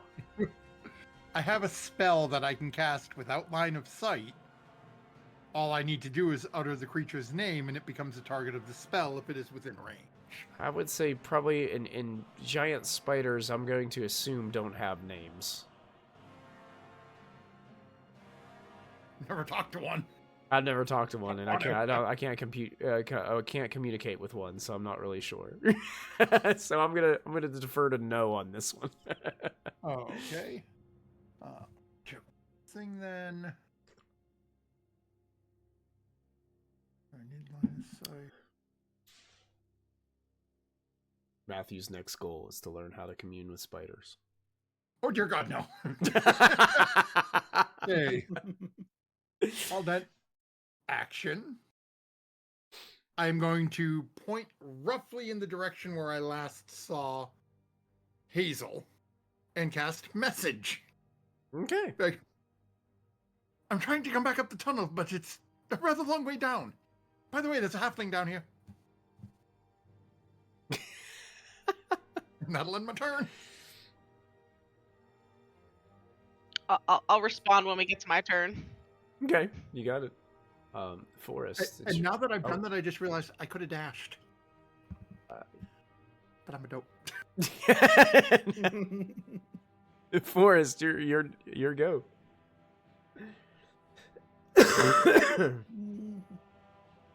Looking around, I'm pretty sure Selena can kind of mow through these spiders a little bit. I'm going to cast Far Step. Oh. It's basically bigger Misty Step that I can do it once a turn for a minute. Excellent. And I'll teleport 60 feet straight up right next to the tree. Okay. Far step up to the top. Seems very shocked to see you standing right next to it. And then I will. You must leave this place! Go ahead. Yeah, maybe you shouldn't have thrown a rock at me. 29 to hit. Yes, that hits. So that'll be 19 plus another 5, so 24 from that. 24 damage, carving through its limbs. Okay. I have rolled a net 1. Wow! That doesn't happen very often. I'm usually giving myself advantage, which I did not do. Would you like to use a player reroll? I mean, we got a bunch, right? You do have a We have bunch. 7 of them. 7. Is that a bunch? I also have my heroic inspiration that I get every long rest from being a human, so I'll just use that one, I think. Using your heroic inspiration. Okay, go for it. 16. From a 1 to a 3. 16 just hits.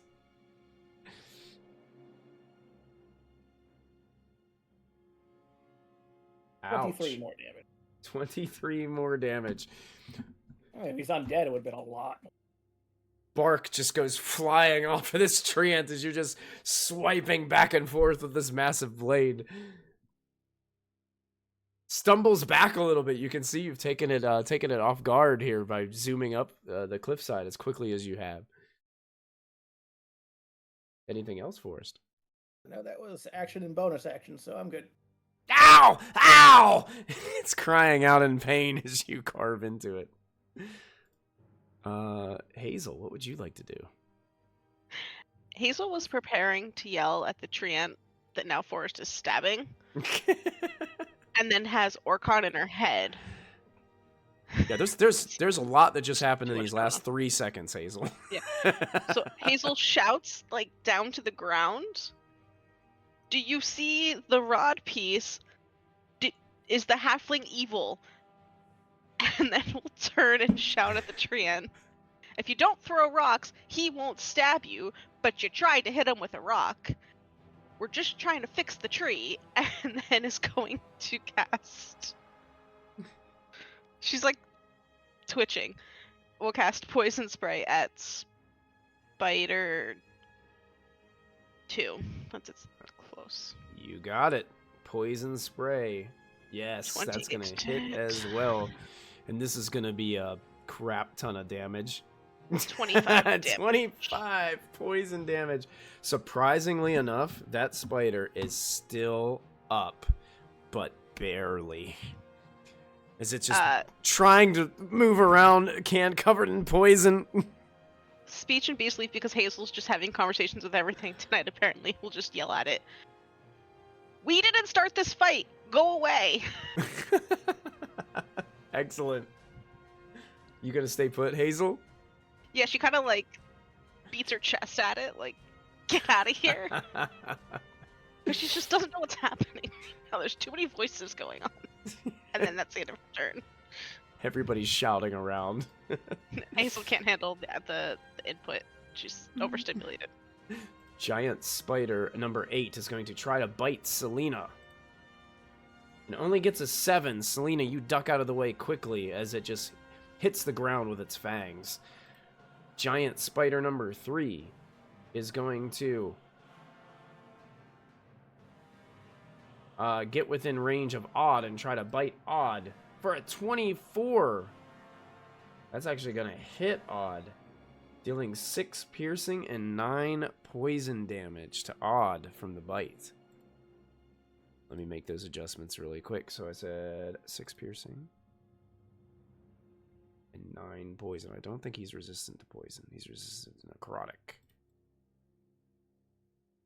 All right.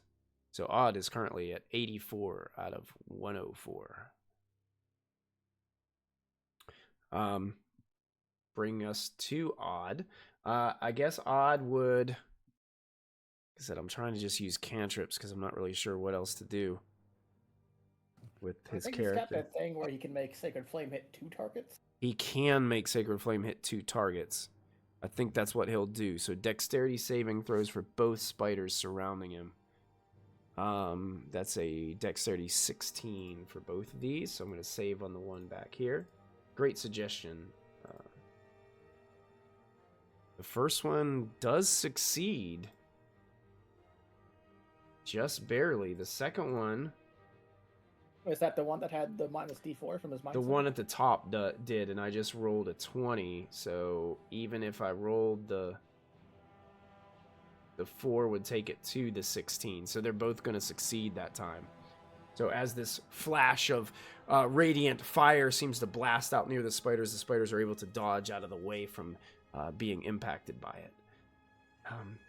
The treant, surprised to see this soldier up here now carving away at its bark and limbs, is going to shift gears, and instead of using rocks, is going to make 2 slam attacks against Forest. The first one is going to be only a 13 to hit, so that one will miss.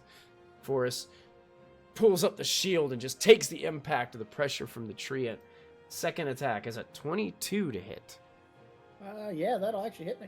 That actually hits you. It deals 17 points of bludgeoning damage. Forest, as one of its massive branches of arms comes down and slams you, almost nearly knocking you off your feet with the impact. You shouldn't have wandered in here! Selena, what would you like to do? Lena is going to attack the Spider 8, which is right next to her. Mm-hmm. Spider 8 is not looking very good as well. 27 to hit. Yep, that sword will strike true. 17. And that spider is dead as you carve it into two pieces, Selena. She's gonna move here and go for Spider 3 with her next attack. Spider number 3. Click the wrong button. 29 to hit. You would what would give you advantage on this one? Because you would have had Vex on the other one that you hit. Dang it! Is there I something knew I else got that? that backwards. Yeah, I think No, it I has to got- be I the got it same backwards. My creature. bad. But 18 is still gonna hit regardless, so you're still gonna Okay. be okay. 13 damage to that spider as you're carving through it with your flaming blade. And she will take another attack at him, but this time with advantage. Yes, you will Yes. definitely have advantage for this one. 26, yes. 14. 14, and that's just enough to take that one out too.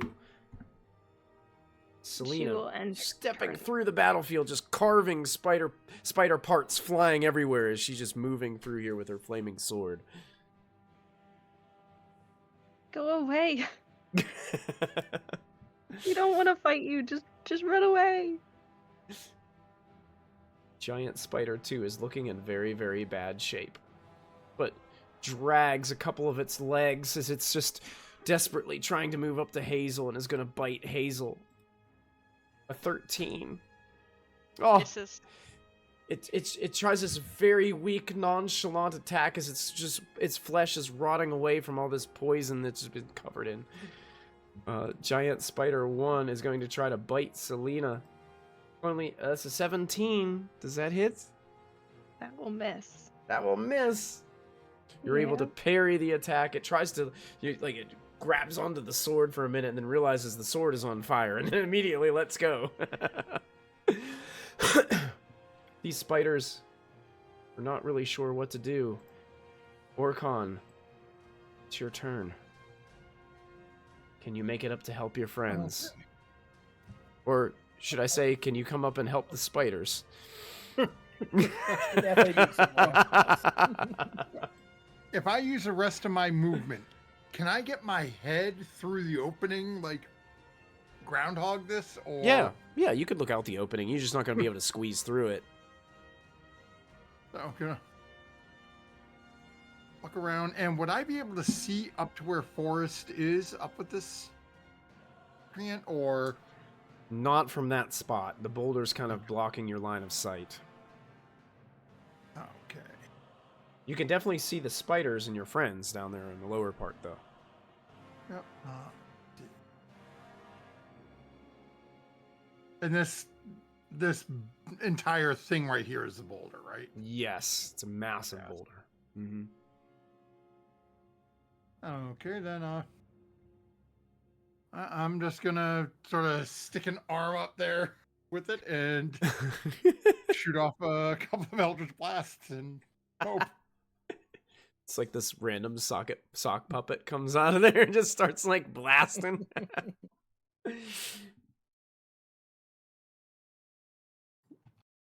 Okay, 15 on the first. Who are you aiming against, for? Spider. Spider 2 hits. Okay. So that is 9 force, 5 thunder, and Knock 10 feet back. You send its corpse rolling 10 feet away from Hazel, as it looks like it's about ready to do another weak attack, and then the blast hits it. It goes rolling across the ground. Next two at number 1. You got it. 26 and 21. Both impacted. Yes.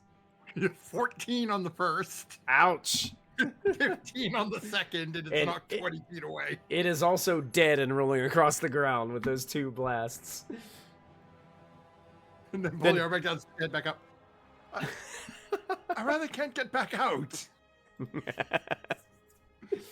That'll end my turn. Excellent. Forest. Locked in melee combat with a massive treant up here. Yep. Start by making an attack at him. Say 22 to hit. 22 indeed is going to strike its target. 16 plus 3 more for a total of 9. Total 19 damage. You got it. Make one more attack. You're carving and leaves are just starting to fall around you, and it's like this slow motion epic moment where you're just carving through the treant and leaves are just falling like snow around you. I think I missed. 15 does miss. You have resources if you'd like to spend them.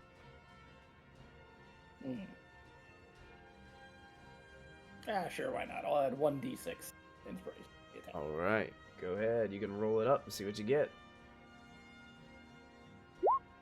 Oh, yes. Definitely turning that into a hit. I'm going to get rid of that d6. Thank you, chat, for helping our players out. Oh, yeah. So that'll be 15 from the attack. 15 from the attack. And I'm going to use a... How do I want to do? Yeah, I'm going to cast Searing Smite at 5th level. Oh, jeez. So that'll be another 5d6 fire damage.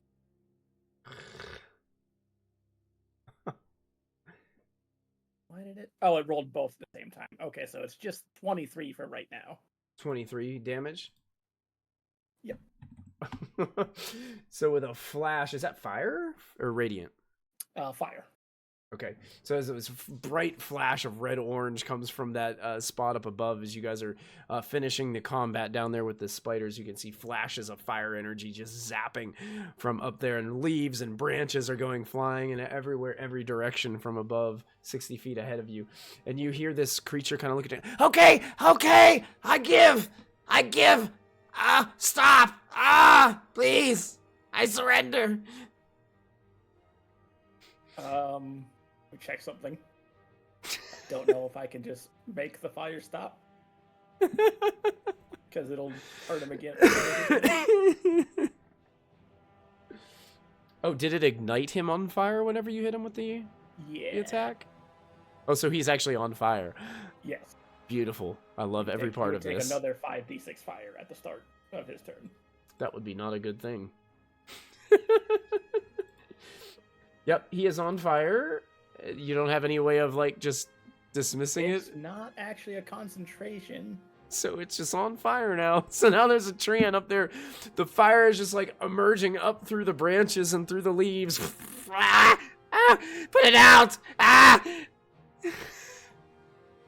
He's burning the tree down. Yeah. Checking something, there might...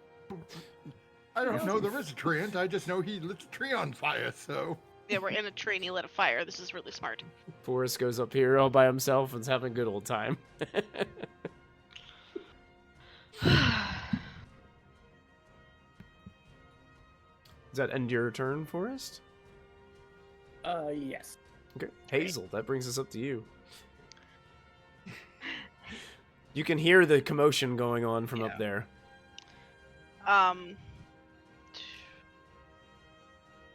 How high up is it there? It's 60 feet up. Okay, please hold. Oh, we got a math. I don't like math. You guys know this.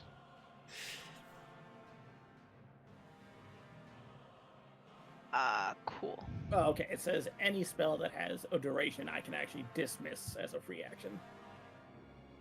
So I can make the fire just stop. Okay.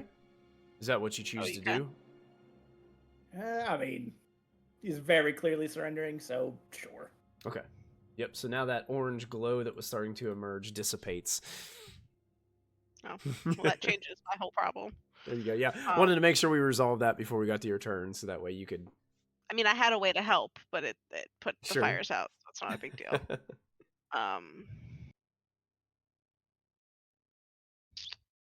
It looks like he's Hazel- clearly surrendering. I don't know if, Hazel, you got anything particular that you wanted to do. We could just break combat here, unless there's something specific that you wanted to do with your turn. Light him on fire. Again. Yeah, let him back on fire. Good. Fire. Oh, thank you for putting me out. Just kidding. I can light you back on fire. Yeah. Keep that in mind. Hazel's just gonna call. She's gonna break combat. She doesn't feel like Okay. dealing with this, and she'll just call up to Forrest and the Treant and say, "Come down here and talk to us, all of us. And if you try anything stupid, I have more fire where that came from." Okay. Selena just waves her sword. Yeah. Hazel was trying to think, like, do I have any fire spells? So she's basically lying at this point, and then she points at Selena and is like, wait, that one. I'm gonna go to change our music. Okay, if we're exiting combat, I Yeah, will we'll- use my far step to blink back down. Okay. And it seems as if the tree, heavily damaged and hurt, holding one of his large branch-type arms to the side, starts lumbering over the edge of this cliff side. And it's a cliff, but it looks like it could be easily climbed up or down because of all like the branches and roots and just the natural way that this is kind of put together. It's easy for this tree to climb down, and starts kind of like stumbling towards you guys a little bit, looking definitely injured by the encounter with Forrest. Hazel looks up at it and just says, like, what did we do to you? We just came here looking for something. I've protected the Peylon tree for many years. It's what I'm supposed to do. Why have you come? Hazel, she just goes, you've protected the tree, and she motions to how it's, like, dying around them. What did this? It wasn't always this way. It happened when the armies came.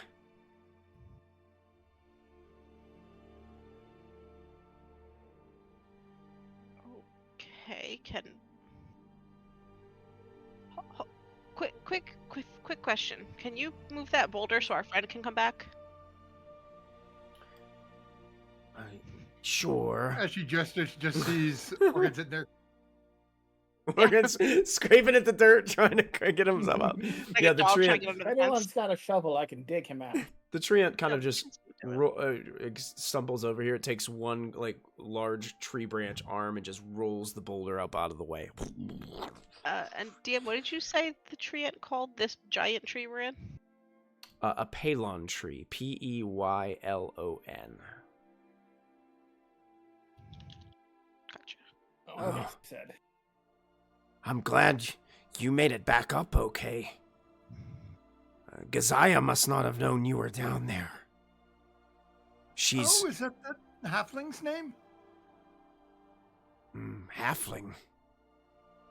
There's a small person, pointy ears, hairy.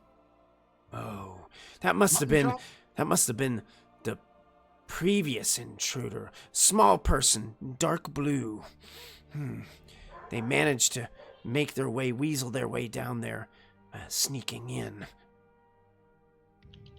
Yes, they're the only ones down there, so whoever you were referring to must be dead already. I don't think so. Keziah is a protective dryad of this tree as well.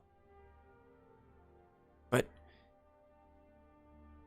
since the armies came, she's been very emotionally unstable.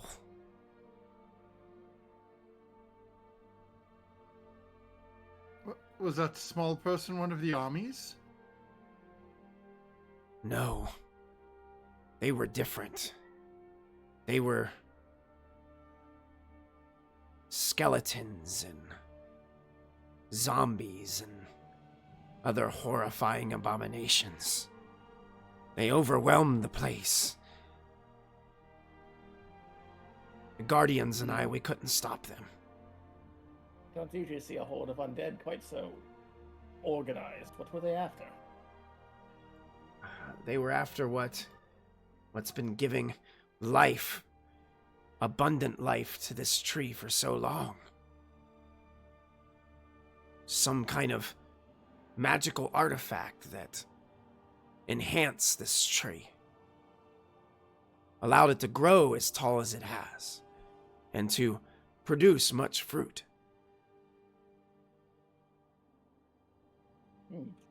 Sounds like what we came here for. And did they take it, or do you think Gratuity downstairs still has it? Grizzly.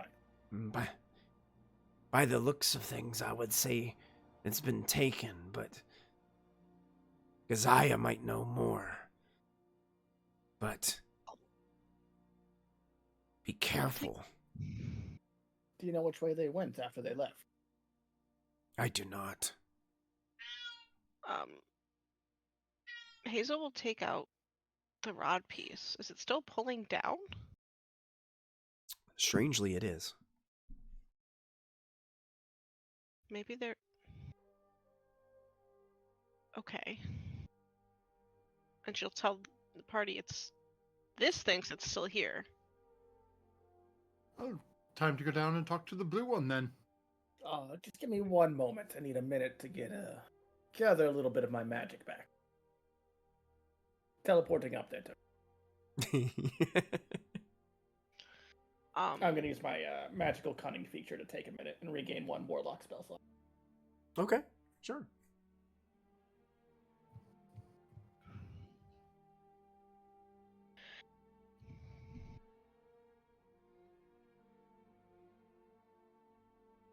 There was something I was looking for, but I'm not finding it.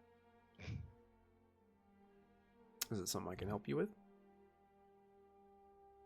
I think I'm mixing characters in my brain, if I'm being totally honest. Hey, that happens. Like 90% sure it was a Rowan thing, so ignore me. Gotcha. Are there any, like, tree branches or anything like that right around here? Like, just dead, fairly thick sticks around? All around, yep. Easy to find one of those. Gonna pick up a couple and sort of fly back to the entrance and just within the, like, the slope down. Yeah. And basically just gonna stick those things in like, what am I thinking? Ski poles. Okay. So that I can start flying back down when the party's ready and using those as sort of a block to keep them from all just free flying into it. Okay. Yeah. Sort of like guide us all down nice and slow and easy. Okay. No free falling for us today. If you really want to, but I sort of got spat out at the bottom. A diminutive person held a spear at me. And now we're told that some gremlin may have more information for us. He said her name is Keziah more than once. I think you're just getting it wrong on purpose. Good day to you as well, sir. He's just hard of hearing because he's...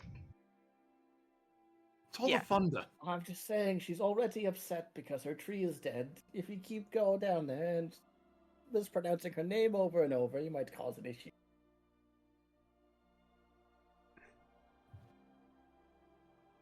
Then perhaps I shouldn't be the one to speak to her. I'll talk to the little blue person. You speak with her. Fine. And I'm gonna slide my way down. All right. You guys start sliding your way down into this this pit.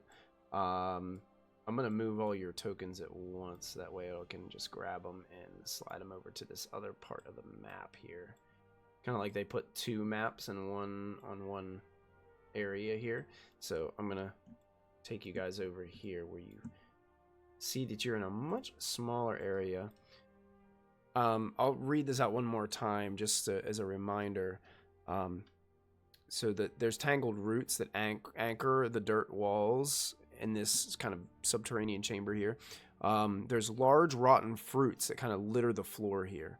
And a thick taproot hangs from the ceiling, and in one corner, you guys see this small, blue-cloaked individual with a lot of hair, a lot of facial hair, but is short and has like more elven-looking ears.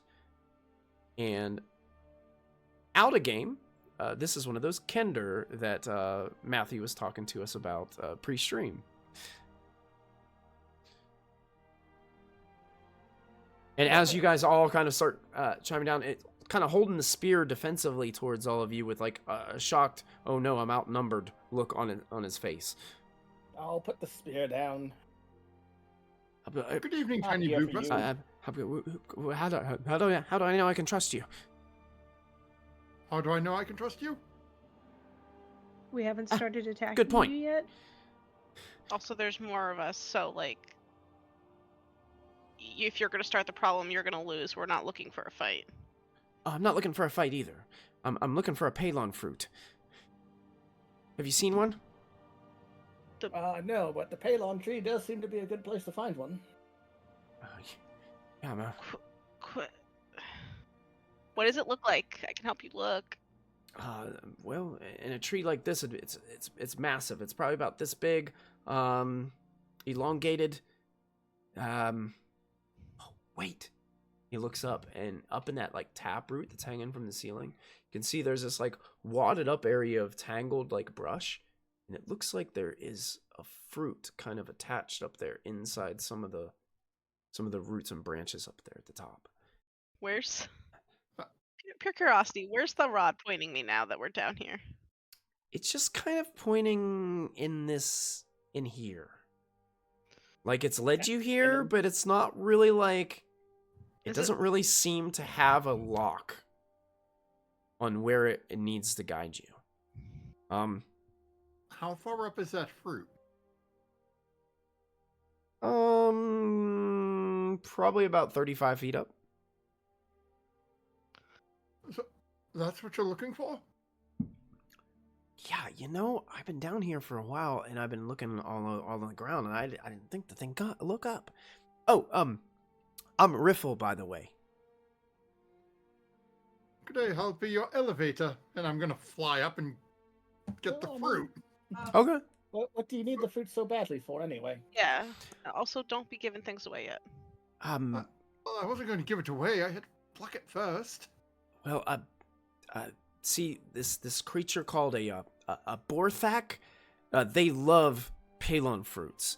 And I need to find one to distract one because it's currently got my friends pinned down. Does seem rather time sensitive. Very, yes. It's not really fruit season, but I was thinking this tree's magical. There's got to be some fruit left. But when I got here, I realized that this tree's been dying, and I was just hoping that I might be able to find one. I can't take on a Borthak. Okay, I guess we can help with that. And she looks up at Orcon and at her friends, like, Is it a dragon? No, it's It's a really large wolf bear that is very cold. Can shoot ice. They're terrible, terrible creatures. They've got all my my companions. We call ourselves the Blue Fire Wardens. We're naturalists who oppose the tyranny of the Death Knight Lord Soth. Oh. Wouldn't mind helping out someone that's opposed to a force like that.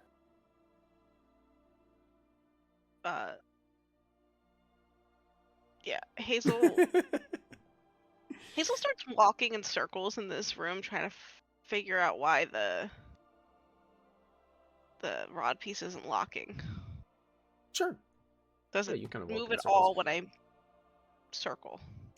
Not really. It's kind of like kind of acting like a broken compass right now. It's not really sure where to point. Hey, so we know the rod piece was, and if it was directly giving life to the tree, it could just be that the tree gives off the same energy.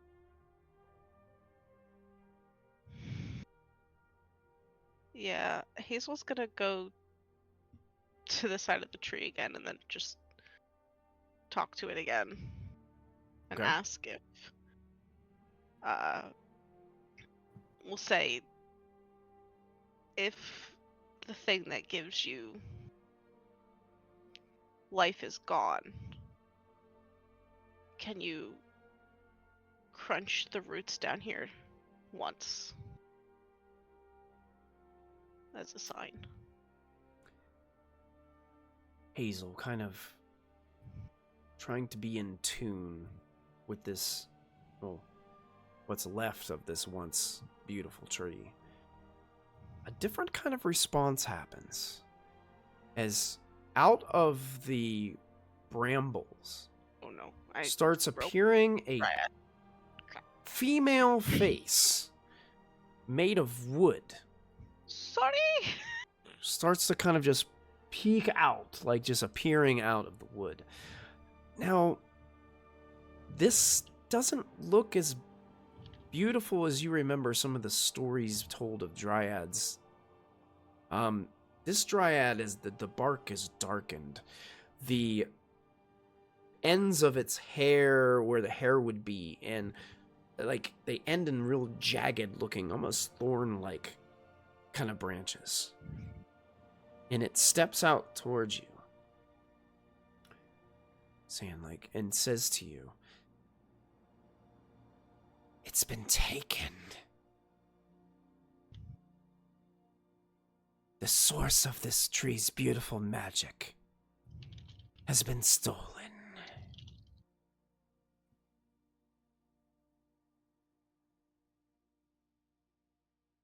We were verdant and thriving together here.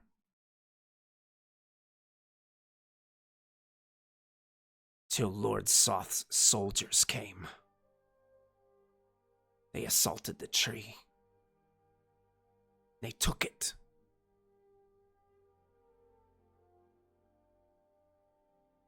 You can see she starts to kind of step more out into this grotto area. Hazel doesn't run from the dryad, even though it's not what she was expecting. And we'll say it was talking in common, yeah? Yes. Just making sure that you could understand. Hazel will say in common back then. I have an idea of how to help the tree. I can't do it today, but if we can go get what we need and come back, I can do what I can to fix it. Make a persuasion check. Not Hazel's strong suit. She is not that good. 14. 14. She looks at you and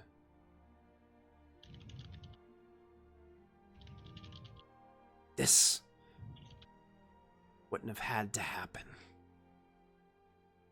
if I wasn't such a coward. You see, when the armies came, didn't know what to do. They came in such vast numbers and with such power. I hid. I hid like a child in fear. And I didn't defend my charge. Now the guilt, the anger, and the grief have turned me into what I am now.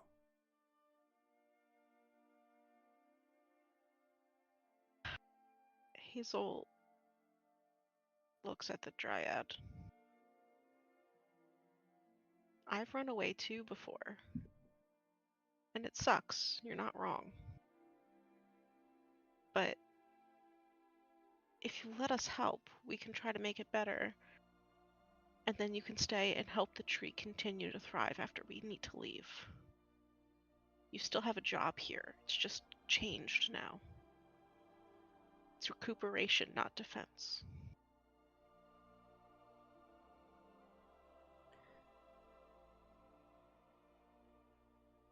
What kind of help do you need from me? Number one, don't hurt us. We kind of can't help if we're hurt. Also, she looks at her friends for help. Like, I don't know what we need other than just not be smited. I mean, Which this direction they went would be a good place to start. Try to track them down. And a friend asked for the fruit. Is it okay if they have the fruit to help their friends? If we all help each other? You know, Orcon's like 25 feet up in the air, like this. Like reaching out towards it. Yeah, that's right. That's what I wasn't sure where I was gonna have her appear. You guys are doing like the same thing at the same time, because initially I was gonna have her pop out up there by the fruit with you, Orcon. But she like looks up towards the fruit, looks at Orcon. That is the last of it. That is the last Peylon fruit. I need to rest to change my magic. But what I can do can help the tree grow again. It won't be the last forever. You can restore the tree to health. I can do my best, and it's better than doing nothing. But we have to help this one, and I'll point to the Kender, save their friends. We have to get what we came for to save our world. all worlds, technically. Hazel does this at Forest. And technically a better. And then I'll just need to rest and review the history of my people, and I can try. Will you let me try? She like takes a look around and, what other choice do I have?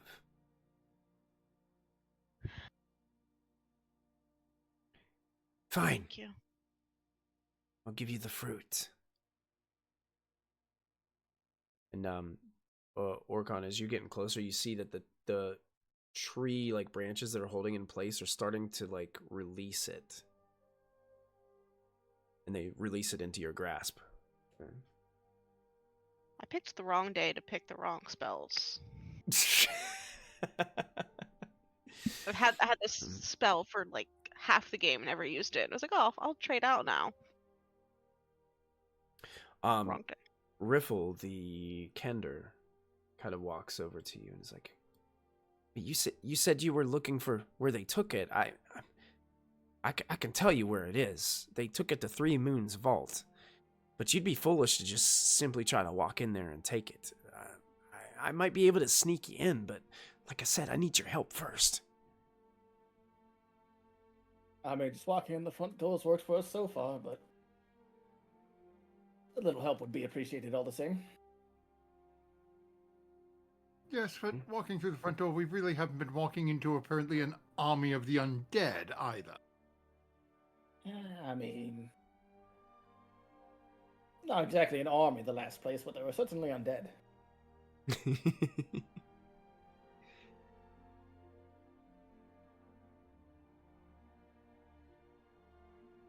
Bring the fruit down and Mm.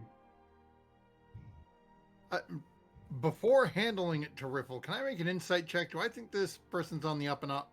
Sure, you can make an insight check. Of course. Oh, 19. natural 2019. Yeah, I mean, you feel like your overall impression is he's in a hurry. So his story checks out. Like he's really trying to grab this to get quickly moving. Well, then perhaps we should get on the move if this is a time-sensitive matter.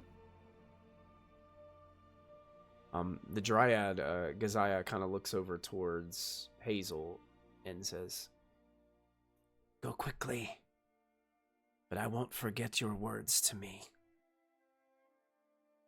I won't forget that you want to help, and I expect you to at least try." I will. Even if my friends have to go back without me for a night, I will. I'll just need to sleep. It'll be okay. After the fight, I'll need to sleep anyway. It'll be fine. And Hazel will take, like...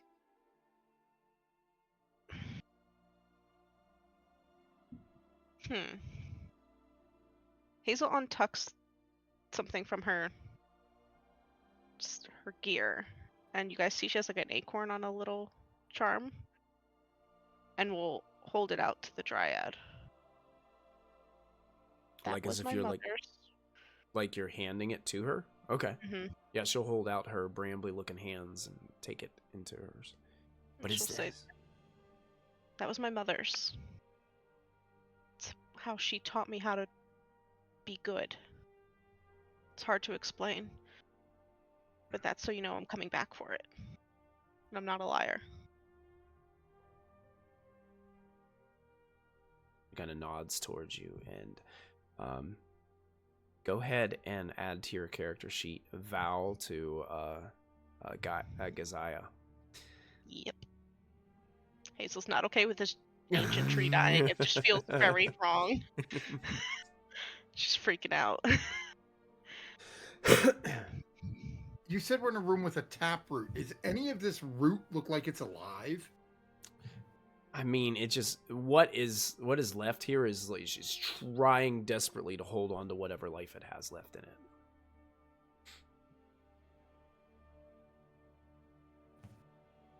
There's no time to waste now.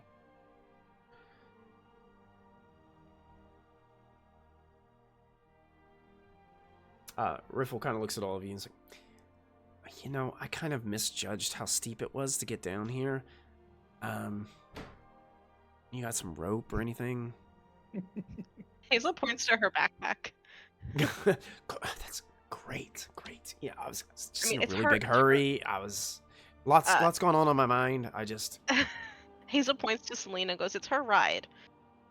So you have to ask to share. But I'll pull you both back up with me if you need the help." Selena, it's nice to Selena meet you. starts pulling out rope from her backpack. You're like, we got options. Just thumbs up. Morgan's going to take half the rope and fly back out to the opening. In order to make it back up. Yeah, so you guys fly back up. You can kind of get the ropes all situated to get everybody out for those who need assistance climbing this way. And you guys are able to get up out of that. The Dryad kind of drifts back into the roots and brambles of the tree as you guys leave, giving one last look to Hazel as Hazel makes her way up the ropes as well. As you guys get to the top, Riffle kind of looks at all of you and is like, wow, that was kind of scary. I had no idea she was there the whole time. It's a good thing you didn't find the fruit before we got there. Yeah, I don't think she would have liked that very much. I don't think so either. So yeah, I'm kind of glad you guys rolled in when you did, you know? Did Yeah, you learn anything about pointing spears at people unnecessarily? Well, I mean, there's a lot going on around here now. I mean, It's how pretty was I? reasonable that he wanted to defend it. I'm So- just saying. I'm just I thought saying. I thought it was just the one person at first, and then he just decided to just fly out of there. He does Is this that. something you always been able to do? Yes. But I have a wide variety of magical skills that are quite useful at points. Oh, yeah, I've got some myself. But yeah, I mean, we can talk about that later. Yes, you said Yes, you needed to walk help and your talk. friends who were being held by some animal. Yes, a terrible, terrible Borthak. Yeah, the terrible creatures. Big wolf. It looks kind of like a wolf mixed with a bear, but twice that size. So, I think it's going to be less of an animal and more of a monstrosity. okay, yeah, monstrosity. Like Yeah, that. I like that's a good word for it. Yeah. But I Yeah. can wolf fight it. Oh, these things are so bad. They're so nasty. Hearing this and seeing Hazel's excitement, Selena's gonna try and quickly pull out her sketchbook. She's like, I need to know. Tell me, show me. Oh yeah, of course. Let's quickly. Come on. We gotta get out of here. And Riffle kind of Can I like have leads both you on. halflings on my shoulders as Of they course, like talk about yes, these things? as we walk? absolutely, yes. You guys can So walk keep and talk with pace two while halflings on your shoulder. like, Yeah. put a sketchbook on the back of my head and draw while I walk. So that Definitely a good backpack to use, and she has them both on her shoulders. I swear. well, It's like, I mean, they probably have like Okay. 1 foot in the I'll toss my backpack. child right now. He can be in the backpack. I was thinking they both would have like a foot backpack platform spacey, and then one on like kneeling on the shoulder so that they're balanced as we walk, Mhm. so that they can fit without falling off. Oh, Selena was just gonna run up, be like, show me, hand it to them, and just like start jogging behind. We're going. Yeah, and as you guys are walking, Riffle's like, "Hey, if we keep this pace, it's gonna take us maybe about an hour to get there. So we're just gonna try to keep this pace going if we can.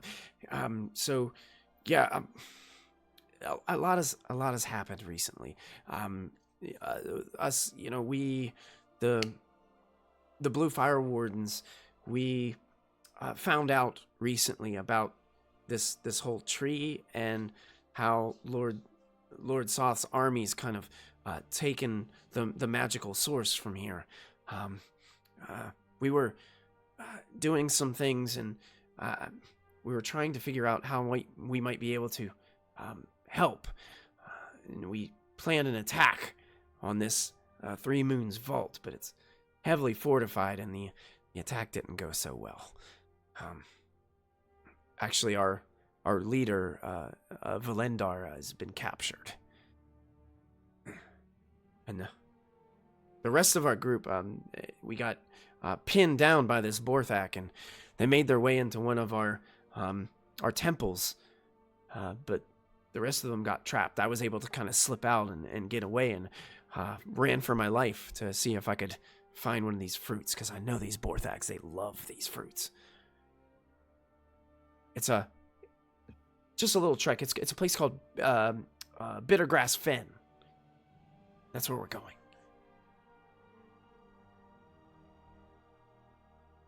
and you think they'll still be okay after being there for? Well, assuming they were there, it took you an hour to the tree and an hour back. Oh. That's how long you were down. Yeah, us Blue Fire Wardens were very resilient. Orcon says well, that you he guys are the- starts walking faster. You see, I don't want to startle you, but we're a group of lichens. I thought you were a halfling. Well, No humanoid can be a lichen. yeah, I can actually change into a wolf, or kind of like a Oh, mixture so of you're- both. You're like Hazel. Oh, you're a Not lichen? exactly. Different. I change into a lot of things, but yours sounds more fun. Oh, it's definitely interesting. I'll say the least. That's kind of like my power. That's what I do. Do any of your friends in the warden group, do any of them honor nature? We Like with magic, like they. No, all of us are kind of this. We all do the same kind of thing. We're all lichens. Okay. I was hoping somebody else might be able to help me with the tree, but we'll deal with the tree when we get back later. And Hazel's just walking faster. Gotcha. Excellent. Do I know anything about lycanthropes? Let's leave that up to you guys. Do you think your characters would have any information or knowledge about lycanthropes, were-creatures, werewolves? I'll leave that. I'll be honest and leave it up to you guys. I think that would be something, because remember we had 10 levels where we kind of zoomed through, so it'd be kind of more of a narrative thing, I think, for you guys. I don't think it's not big in the Feywild, right? I think, and now with the new edition, I think a lot of the lore got shifted, so I'm not 100% sure how it's being done. I could put a tab on that and come back to you on it. So I'm gonna save, at least for the moment. I don't think Orkin would know a whole lot about it. Okay. I think it would depend on if it's popular in the Fae or not. And Hazel would have heard stories because it's about people becoming like animals, which is something she learned to do, but in a very different way. But if it's popular in the Fae, she might know more. And if it's not, then it's just the stories. Probably the basic knowledge you guys would know is like, lichens, they can kind of, for the most part, control it. But there's on specific times where, like especially on full moons and stuff, it becomes very, very hard for lichens to be able to control their that special nature that they have. As we're sort of buzzing along trying to get there quick, Orkin will come on next to him. Is it possible to learn this skill that you have? It can be passed on. Oh, yeah. Hey, thanks for the subscription, Bull Pirate. We appreciate it. 24 months. Thanks, Bull Pirate. You seem to hesitate. Is there a extensive cost or material components? Well, it's just how should I say this? I want to say it out of respect. I mean, it's like, you got to be bitten, and it kind of just overtakes you. Orkan and no, you and Hazel are from more open-minded places, but in most circles, lycanthropy is considered a... Our new friend here doesn't seem to be ill-affected by it. No, they seem to have quite a handle on it, but that's not necessarily always. We figured out how to turn it into something good.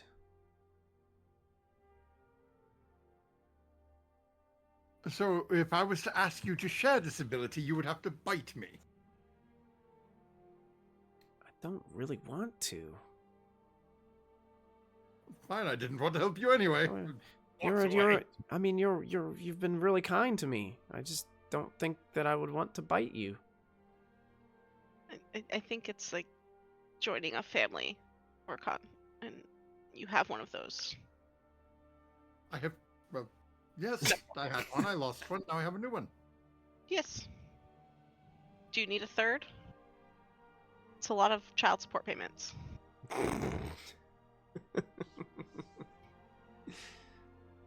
That's what we have Forest for when the collections agency comes. We just hold him out front and go, deal with it. Listen, the taxman is not strictly evil. I can't just smite him every time he shows up. Might be. You don't know. Some of them probably you do an additional 2d8 damage against Taxman. Does that mean he's like double undead? What? Selena. Listen, if Lord Soth sends one, I'll smite that. Okay? Riffle kind of looks at Selena and is like, your ears are kind of different. Why aren't they pointy like mine? This is... Hmm. I don't know. Where do you guys even come she from? just like touches them like, I don't know. Maybe they got lost along the way. They've always been like this. No, it's because you're part wolf, I bet. Wolves have pointy ears, don't they? Mm, I have pointy ears. And I'm not. I've always had pointy ears. It's just interesting. I think it's similar but different here. Oh. Yes, we're not Yeah. from these. Lena's just in awe because she's learning so much from Riffle on Yeah. like so many things, and like she would have only like read about lichens and lycanthrope. She would have never actually met one, so she just like all the creatures, all the things, trying to learn everything. Got it. Also, you guys do notice now that you get a closer look at the blue kind of cloak that he was wearing, it has this symbolic representation of like a blue phoenix on it. If anybody is trained in religion, you could probably do a religion check, but probably with disadvantage because you're on a completely different realm. Oh, I probably am. Let's. I'm not trained in it. Can I just say, I have to throw this out because I know David's not here with us. Given that this guy's name is Riffle, I am picturing Awe just walking behind him the entire time with his deck of cards going. Yes. Just rippling the cards. Very good, very good. Oh, 20 on religion. That's pretty good. I also feel like Odd would be calling him Raffle. Raffle. Yeah, Raffle. He probably would. Definitely. David, Oh we're man, trying. I lost the art for this for some reason. Or Biffle. Biffle. Yeah, Biffle. Wiffle ball. Just all the nicknames, all the rhymes. I can't. For some reason, I lost the art for this. That would be a good enough roll for us. I'm gonna make sure I get that to you later, because I want to make sure I've got everything that goes with it.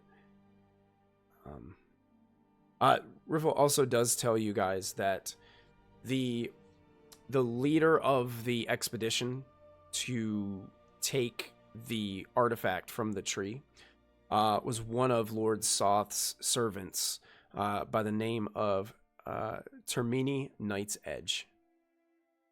She kind of led that whole attack, and he tells you that she's basically currently in charge of this Three Moons vault that they've got it held up in.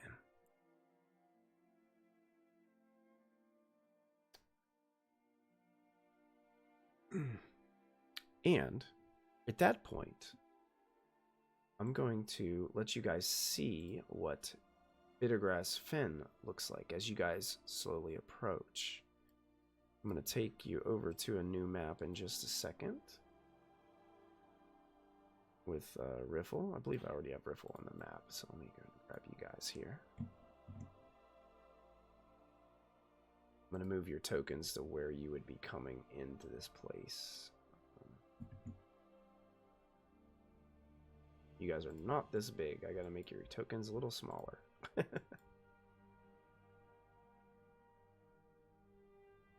What do you mean I'm not like 30 feet tall? You're all large creatures. I'm just going to kind of pull you guys into the map. Are you guys able to see here on this map? Okay. Yes. Yep. You can generally see a lot of these rocks have light balls on them. Yes, they do. I'll have to kind of zoom in on some things. So basically what you guys can see is rising from the fen are these two rows of standing stones, kind of like large pillars that are here, and they lead up to a doorway over here, a very large kind of stone doorway. In front of that stone doorway is a massive wolf bear creature that is just clawing and gnawing away at this door. I'm going to zoom in on it so you guys can see what the token looks like. Are you guys able to see that? Yes. I'm going to take this over to Twitch so they can see as well. But that is the creature that is basically just at this doorway of this place. And you can see that on the pillars, those two rows of pillars, they're about 20 feet high. There's floating inches above of each is a kind of floating stone that's like 10 foot in like a 10-foot diameter boulder, just like floating on top in place, with a little bit of a gap there. And west of the fen is a swiftly flowing creek with muddy banks. Slopes to the north and the east meet to form a rocky bluff. You can see that enormous monster is just attacking the bluff face where that stone door marks the entrance to some kind of keep or underground temple. And that the door, you can see the stone door is starting to crumble upon the impacts of this creature as it continuously and relentlessly slams itself up against the door. And I think when you guys hear that scene, that's a good place for us to end this episode of Vecna, Eve of Ruin. Great job, guys. We didn't die. No one died. It's Yeah. a puppy. It's a puppy. Yeah, we found our new pet. A new pot. Yeah. No. Good luck with that one. Can I pet that dog? Can I pet that dog? No, I got it Minecraft style. Like when you're riding a pig, we need to get a fishing pole with the fruit on it. So he jumps on its back and hold the fruit out in front, let it run away. Can I pet that dog? Hazel's gonna pet the dog. Well, we will see how you guys do against the doggy next time whenever we get back together. So thank you guys so much for an outstanding game. You guys got some information about this Peylon tree and some information about what's been going on here, and possibly the location of the next piece of the rod that you guys are currently looking for. Anything else that we need to shout out or remind people of? Yeah, we're gonna curb stomp Riffle around Orkin's arm to get him to bite him. Stick the arm in the mouth. Oh my god. Yeah, I wanted to look too. I wanted to kind of dive more deeply into. I know they redid a lot of like the lycanthropes in the new monster manual, and I wanted to go back through and like double check and read that. I think they were trying to do some things differently. So, yeah, great job, everybody.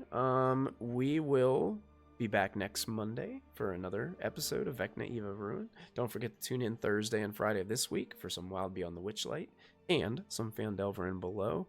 I'm so excited about Friday because we were missing our friend Derek for a while, and he is going to be rejoining the Friday party. So we're going to have all the members together for this next group. So Janzel will be back coming up this Friday, so we're excited about that. And it just Where's he gonna live? where's he? He's got a spot in the house. But for all of you watching on YouTube, don't forget to add your proficiency bonus, and we'll see you guys next time. Have a good night, everybody.